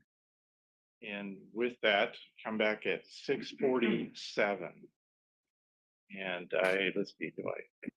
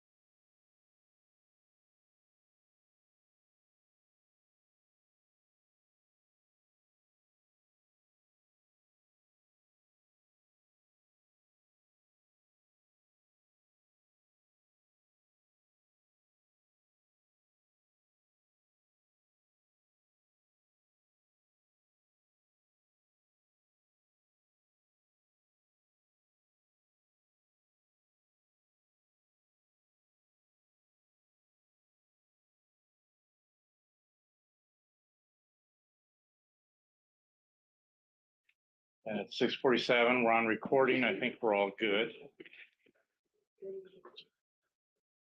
All right. Next item up is the resolution to repeal. Wow, ironic. Resolution to repeal resolution number 3366 and adopt updated council rules and procedures. I'm presenting this item. You guys recall during a council retreat, we proposed adding the Parks Committee to finance and parking. And that's what this reflects. That's the only changes in the council rules procedures. It's highlighted, I think it's in 2 different areas on like the page 5. Chair of Parks, Finance, Investment and Parking Committee, and then it says standing committees. That is the only change in that. Consent. Thank you. Consent. All right.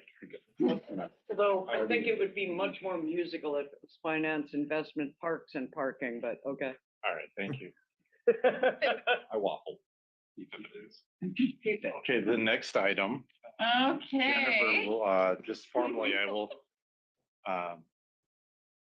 Jennifer, I'm gonna let you handle this, but if you want me to, you're No, good. go ahead. Lead us off here. So I'm gonna say this is the acceptance of the Lodging Tax Advisory Committee 2025 funding recommendations. You all recall last study session, Jennifer gave you kind of a preview. I think we've had several people that have been the Lodging Tax Advisory Chair. And so we recognize the process is in general to go with the guidelines of the Lodging Tax Committee because people spend a lot of time and effort on it and we give them the council's general goals. And unless there's something glaring, you accept what the committee comes forward with. Now with that, I'm going to turn it over to Jennifer and she can take on the rest of this presentation and discussion. Yeah, and I don't know how much really there is to share. So everybody received the document that outlines the amounts. And I'm here and we did go through and I kind of answered some questions about viability and kind of the thought process of the committee. I don't have a huge presentation for you because I feel like we did talk about it.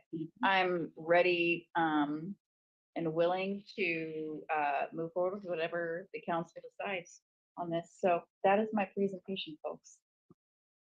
Does anybody have any comments, any questions, about the process or the awards that weren't discussed last week? Knowing that Eric and Jane and I, this ad hoc, are going to look at the Westbrook, Maine report and distill that and bring some recommendations to council. I do know how much these people invest, and I think you did a great job. I was on the call, and I think you did a great job of allowing the committee to function as the committee, right? And those things that come up are very real. A member saying, I have friends who are applying. That's very real.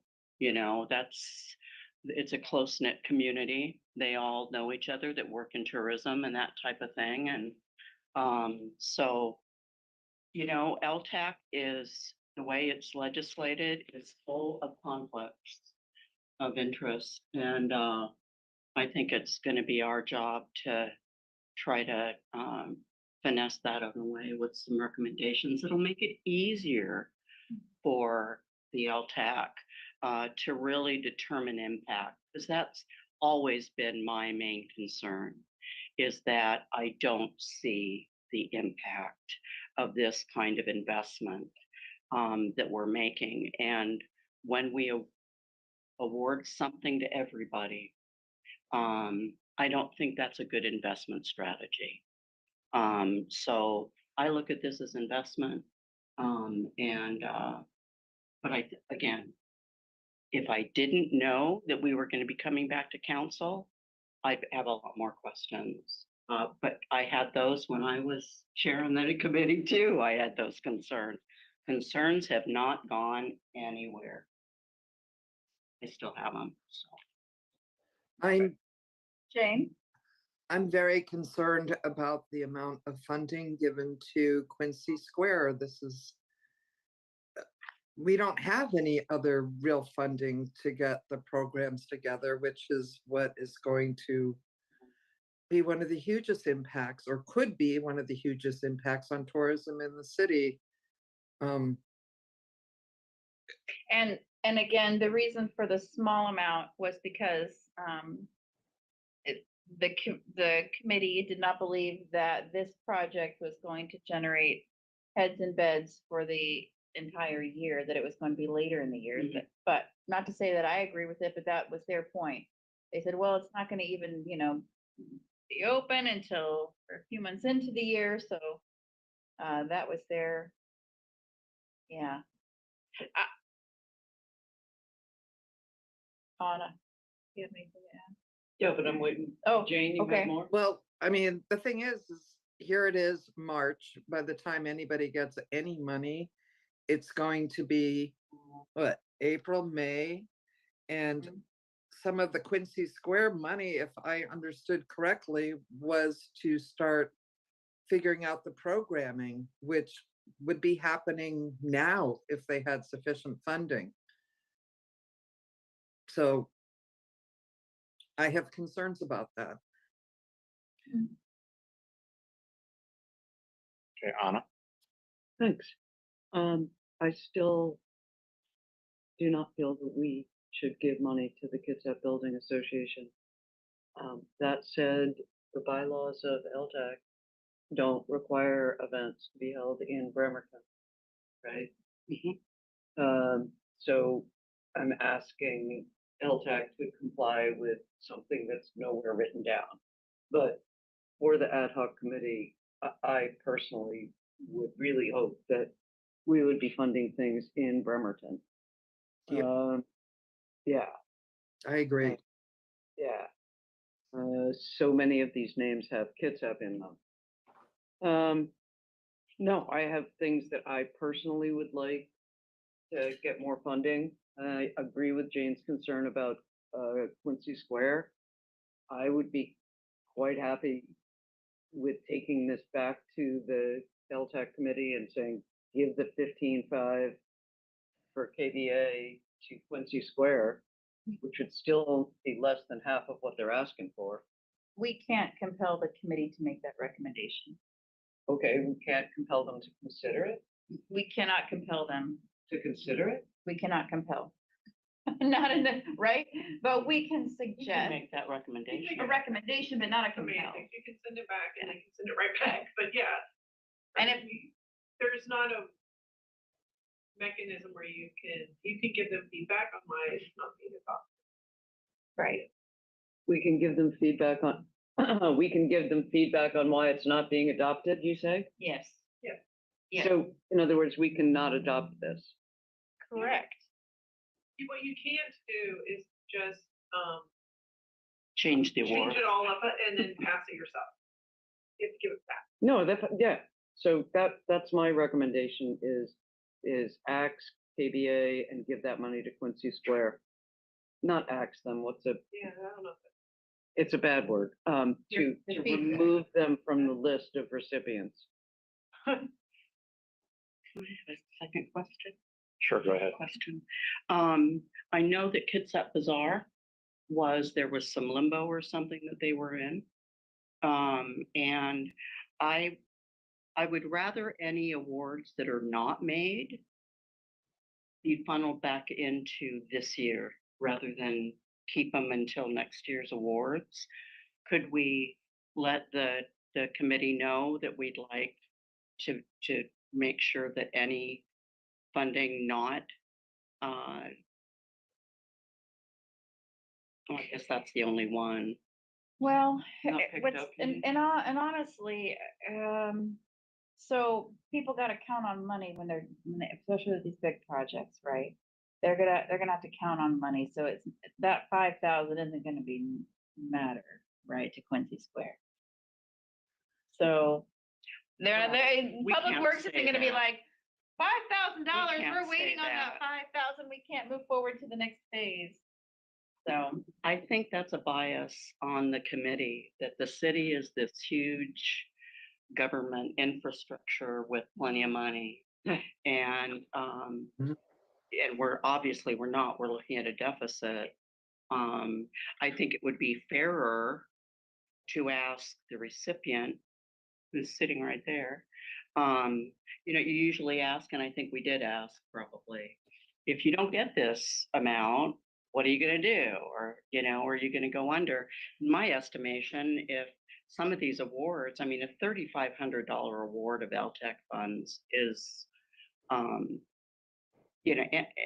anything under 10 grand seems small. But to me, not making a real difference, but. Before we go there, I make a suggestion. This actually starts Yes. with a question.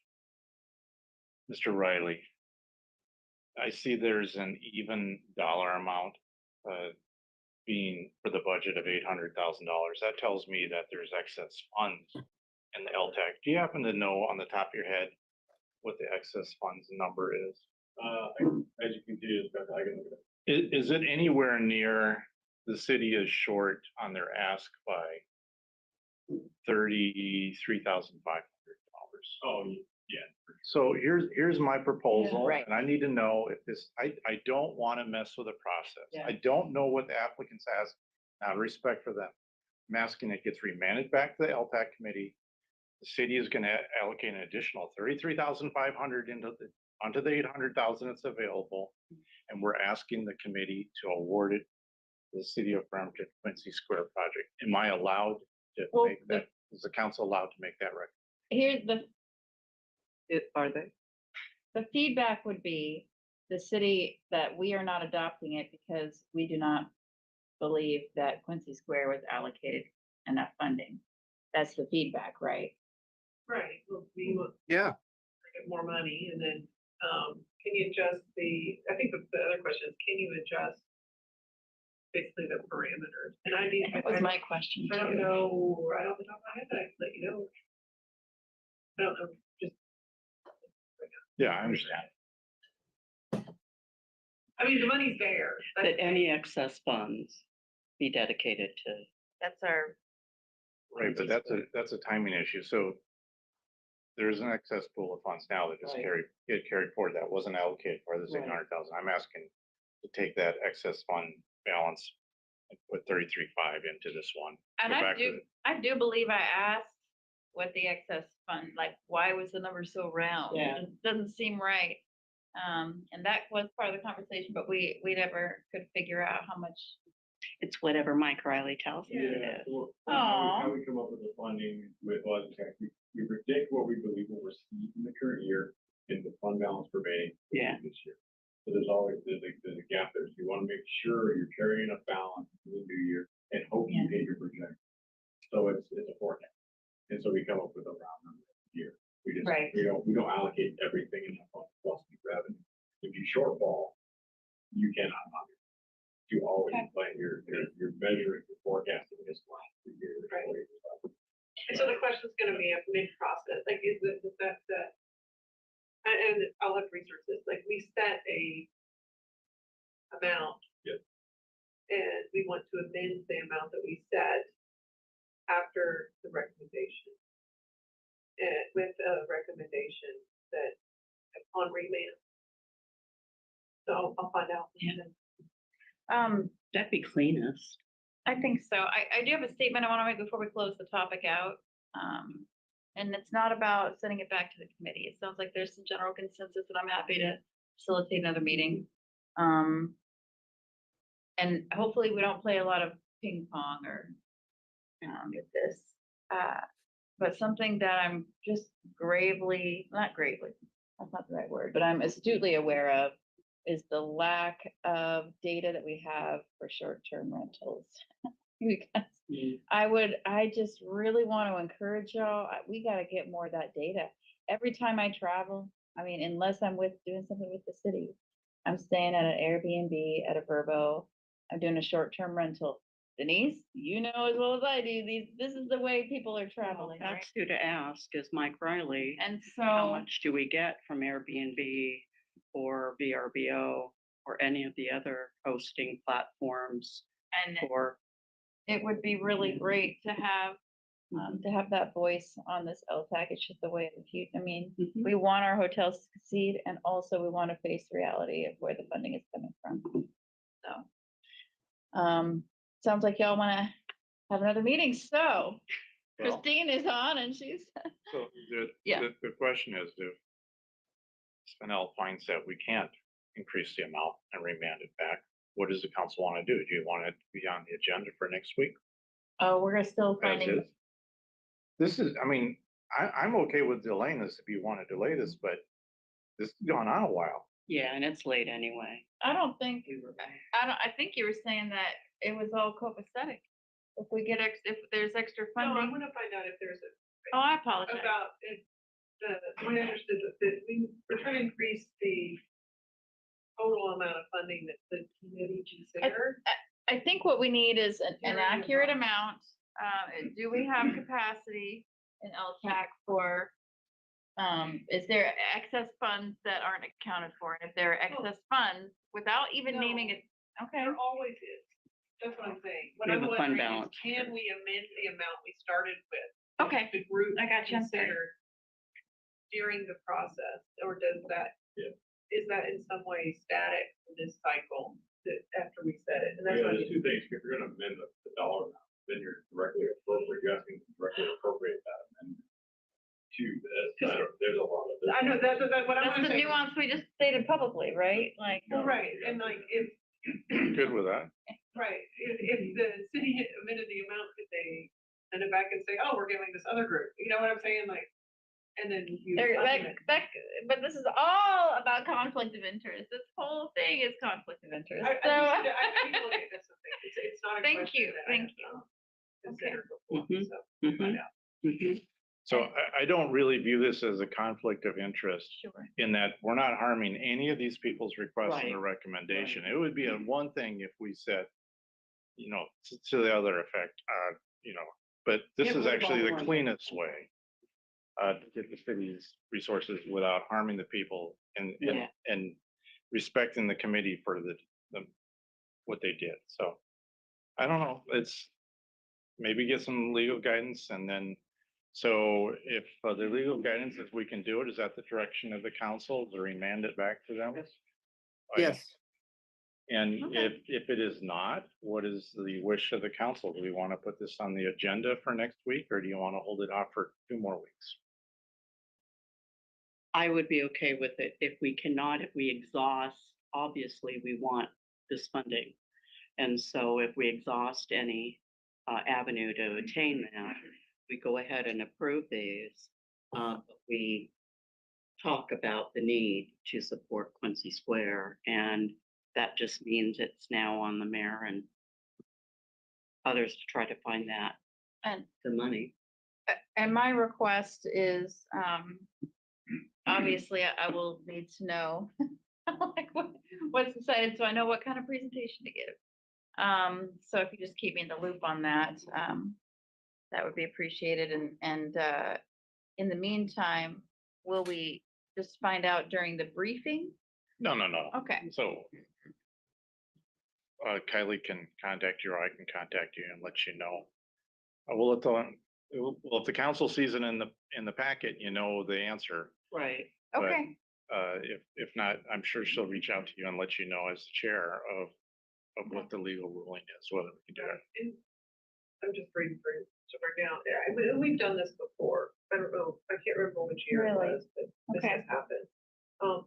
It does lengthen the process because once it goes back, then they have 45 days. yeah, I gotta, Christine, we'll have to get these folks together again. Right. And then after do it on that Zoom. is, it goes back and then it comes back to council again and then. Right, everyone's, I'm Yeah. just saying, it's just figuring out whether we can change the floor. Yeah. Okay. Okay, it looks like we have direction on that one then. Hey, folks, that was a pretty big agenda, bill briefings and information presentation plus the mayor's. Now we're down to just general council business. Great. So, oh yeah, so for the record, Councilmember Coughlin actually excused himself from the prior discussion because he is on the board of one of the potential recipients of Logitech's money. So welcome back, Councilmember. Welcome Cowell. back. Good to be back. Okay, so now we're going to turn to general council business. First item up is Public Works Committee briefing. Vice President Revelowski. Thank you. Let me see if I can read my notes. It'll be a little more light.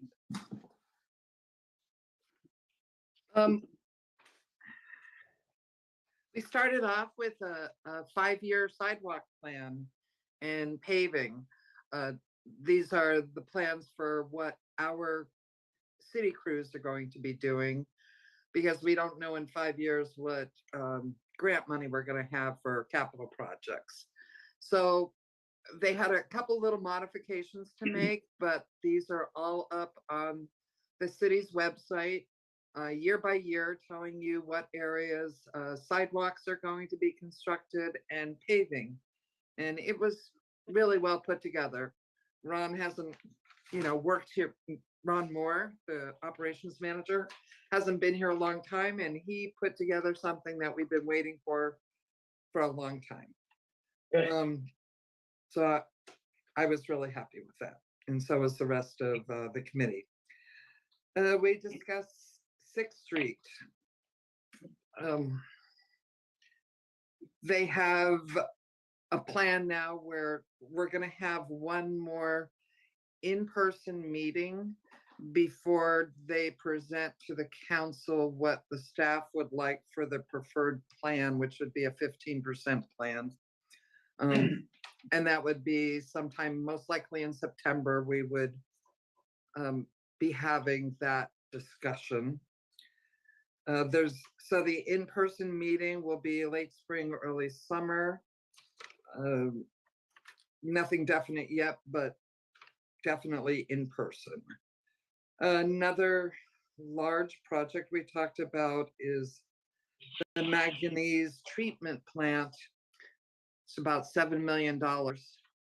Some of our wells produce way too high of manganese, and that is unsafe for children, infants, and adults, and that the amount that is safe has been dropping and dropping. So it's definitely something we need to correct sooner rather than later. We had a good discussion on the wastewater comp plan, which you were shown tonight. And then a sewer camera van, which doesn't sound real exciting to a lot of people, but I was thrilled because it's going to have a much longer cable. So when a resident has a sanitary sewer failure, our crews can go out and pinpoint exactly where the break in their line is, or close to it within a couple feet, which will save them a lot of money for their contractor having to dig up their yard. It won't be as invasive as it used to be.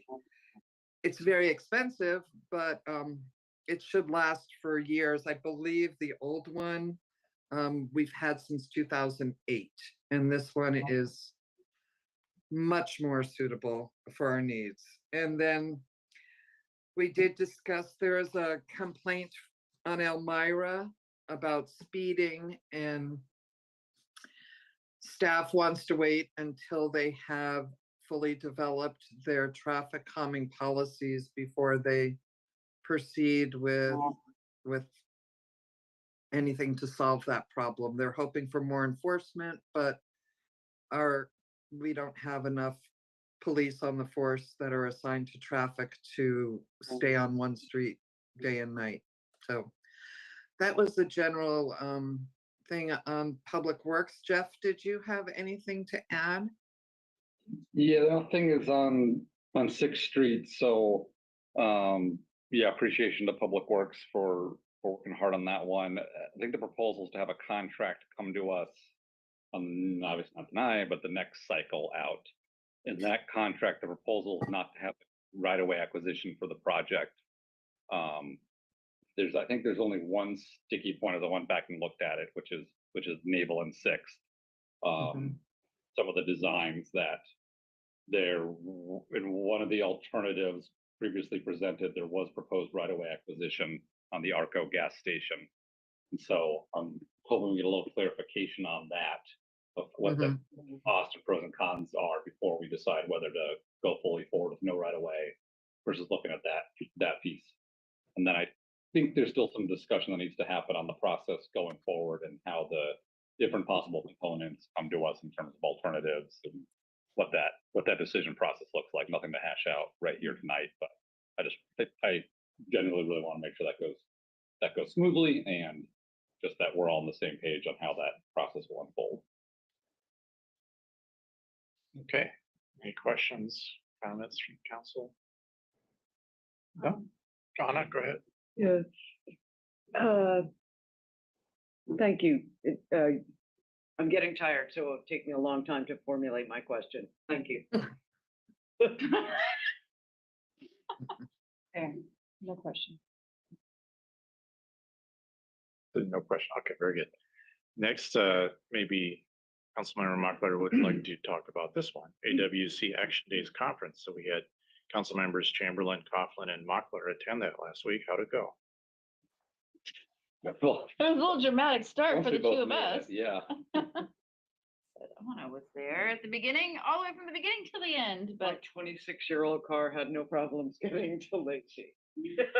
My rental car broke down and Jennifer was. the only, in an accident, but Yeah. not harmed at all. Yeah. I was, but we, I think most importantly, the next day, the lobby day, which we were all present for. And a lot of new faces that we haven't, like a couple of new faces we haven't lobbied to before, right? And so that was, and my perspective on things is this is the relationship building phase. Yeah. And we're all practicing, like our talking points, and at the same time, we're building this relationship with these folks. And so what are your takeaways, counselors? I think it all went well. We got across all our main points, and I think we divvied up the different points well and was well received.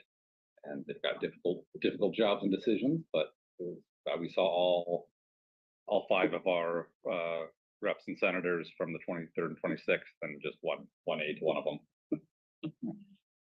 I was a great, Donna. Okay, then. So I thought the conference itself, it still compares poorly to 2023 when it was at the big place that had where you could have breakout rooms. We were literally almost all the time in a basketball court, which is great, but it was very difficult to form the kind of connections with people from other jurisdictions that were such a valuable part of 2023. Basically, you went to a table, you sat at that table, and you were there all day. There was a more talking and then briefly having questions than in previous years. A lot of them were just, after someone is lecturing to you for about 45 minutes, it's just really, unless they're saying, and the other $1 million I'm going to give you, which none of them did. Well, There was, yeah. Our former Bremerton Police Chief Strachan delivered who's now the chair of the Washington Sheriff's. And apparently my constituent. Yeah. That was funny to him. He delivered a piece. out in District 7. Maybe he moved it. We don't need to Yeah. talk about where he lives. Sorry. That's Okay. okay. He delivered a long speech that was very close to what Chief Wolf is, the way Chief Wolf describes the role of the department in Bremerton. So that was pretty great. For the lobbying, I think we need to change the way we do this. I was really lucky that I was able to find a bill, HB 1966, which does double the cap on public works projects that can be done in-house. So from 75 and 150 to 150 and 3. It puts on a stipulation that it has to be like exigent, which is their new synonym for emergency, but at least it was something, it was a bill. And these legislators were so beaten down by the budget meetings they've been attending, Right. that having it be a bill or a budget line item was really helpful. And so I think we need to start working on this in October or September, developing what are our council's top priorities and working with our local legislators before they go into session, so that they can consider sponsoring a bill or multiple bills. And just to say that, one thing people did like about HB 1966 without this stipulation was no fiscal impact to them. So that was it. And I just want to shout out to Brian, who was great. He was great. Really helped us find down our words. And when we asked for criticism, he gave it to us. And I think between the conference and lobbying, there seems to be a disconnect too, right? They're telling us, here are the priorities, here are the bills, these are the ones we want you to focus on. And then when we get to the legislators' offices, they may put them on their radar, but they, like you said, this came out of a sobering budget meeting, where they're being told, like, there's not going to be anything with a fiscal note attached is going to be axed. And so it is good to go into these meetings with legislators and hear the news, hear like what are they dealing with. And what I really appreciated is Brian gave us the assignment to also ask, what can we do for you? Yes, So instead of the other way around. right. And so we got some good feedback that way too. And that's all part of the relationship building. I think, we can't go in and, we're just one interest group of many, right?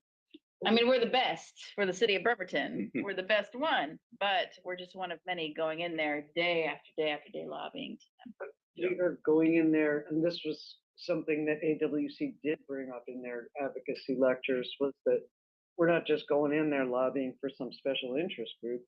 Right. Like each of us represents over 7,000 people. So that's a big bring. But number of. Denise, did you want to say something? There was an email that came in from AWC at about 6:15 this evening, Oh. and had eight takeaways from AWC days, and I thought it was good Thank you. to look at. Thanks. All right, That is it. thank you. Let's go on to the audit committee briefing. Okay, one moment. Audit committee.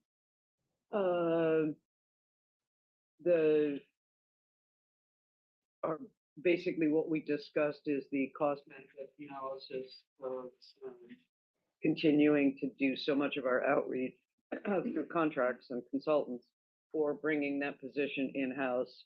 And I'll just go through the litany again. Like outreach generally consists of sending out a survey, getting responses, analyzing the responses, and presenting the results of the analysis to council and the public. That's a set of actions that we see over and over and over in contracts. So we talked about that, and there was a misunderstanding about how many years back Jenny Sims needed to look, and so she had been under the impression that she needed to look back 10 years, but it's still just will be the normal 3 to 5. She's got a bunch of comparables. She's in touch with staff here who've been very helpful. The only thing she asked us to do, and so I'm asking you to help me with this, is what are specific contracts that that you remember have an outreach aspect to them? SCJ, Warren Avenue Bridge, Joint Compatibility Transport. These are all public works ones. 6th Street, Naval Avenue, the transportation element of the comp plan. That's all I can think of off the. In Park, I would say. Well, in Park is now being reviewed by legal, but that was what Jenny was just working on. And in my last report, I was like, well, we're still looking at the cost, but the main thing seems to be that everybody who brings it in-house wishes that they had not. Like the same way the police are really happy that they don't have to do animal complaints. But like whatever we have to. I thought you were looking for more contracts that had public outreach component. So in Park has public outreach? And maybe I'm confused on what In other words, you remember, SCJ came back to us for a contract amendment for more outreach because Right. they'd received so many public comments after Josh Farley publicized what was going on. And they were, or one of their subcontractors were in charge of the outreach and running that.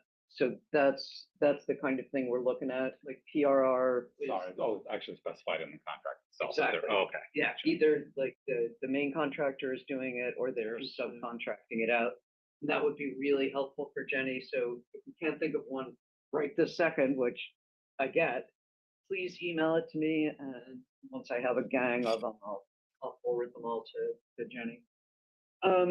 That was pretty much it. We talked about revising the work plan, but since we're not going to do that until April, you know, we'll think then about revising it. All done? Any questions? Mm-mm. Very interesting. Right, let's Oh, yeah. turn to Finance, Investment and Parking Committee. Jen? Park, yeah, PPIP. Sounds good. I totally broke council rules because I already called it parks and we had parks there at the meeting already, so. Jumped ahead, I know, one day in advance. There is a local records grant that Hans is applying for through the Secretary of State's office to help upgrade our self-serve public records repository, which is needed since we're getting more and more public records requests. So that's not coming to council, just a heads up, and fingers crossed we get that, no matching funds required. We looked at the Missy pulled together the transactions between 25 and 100K over the past year that didn't come to council because we raised the authority cap from 25 to 100.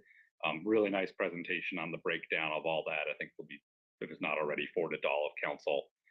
My takeaway was a big chunk of that was procurement, things like vehicles and equipment. I think we focused on the more visible stuff like streets that were used, something we wanted to keep looking at further.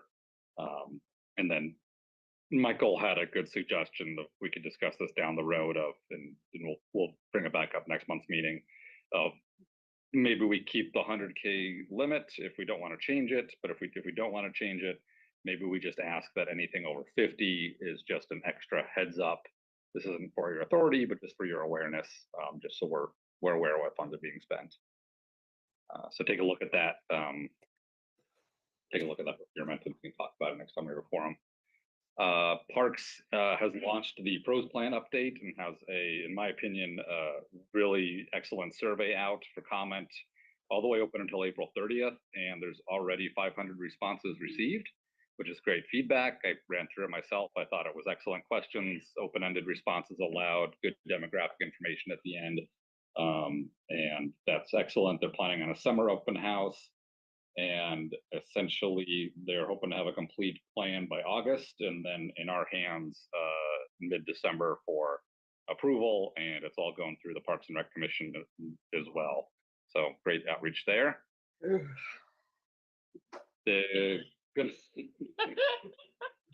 Sorry. One Golf Club is upgrading the driving range. It's all within the golf funds, nothing else from the city. And we had a really good update on the parking progress from Melinda and what they're looking at for 2025, which I think can also be sent out to all of council if there's any questions. Okay. And then we're tracking golden priorities for here. Probably our first thing we'll be looking at MFTE, and we talked about what data we all want to see to be able to make decisions on that. And we'll be asking mostly DCD for that data and some outside community partners. You're free on your committees to update the council at any time. Christine and I are working on this plan. We're going to start asking various committees to provide a presentation starting that last study session in April and May, flip flop. So you're either going to do it April, May, June, July, etc. Okay. Regional and other committee board meetings. Anything? It's a transit. Really, the only one that I'm bringing to council is Kitsap Transit is approving the disposal of surplus 2025 vehicles. Commissioner Rolfus suggested that we make last year, suggested that we make this information available to nonprofits so that they would have first choice before things went to auction. Yeah. Executive Director Clausen does not know how to reach out to any of these nonprofits. So I'm asking all of you, if you know anyone who might want an old access van, probably not a 35-foot bus, but there's a bunch of vehicles available. Hang on. And if you would like, I will email you the table of, They could a distribute. 2002 Toyota Prius, a 2003 Ford E350, et cetera, et cetera. They could share that with United Way and it would go out to all Yeah. nonprofits. Okay, United Way, that seems really sensible. Okay, thank you. And that was pretty much it. They're replacing a propane pump and dispenser, which has reached the end of its useful life. And that was the most interesting of the other items that were on the agenda. Wow. I Great. did bring up a difficulty with a constituent, Mr. Doubleday, his letters in the Kitsap Transit packet, who was really concerned that he had to walk 2 miles to a bus stop, whereas Kitsap Transit had assured us just a few months ago that no one in Bremerton had to walk more than 3/4 of a mile. And their solution was, since he is an older person, and living in a transportation disadvantaged community, that he can apply for an access bus. It doesn't address the underlying difficulty of people who are not seniors or disabled. And there was no apparent appetite for taking that up. That's it.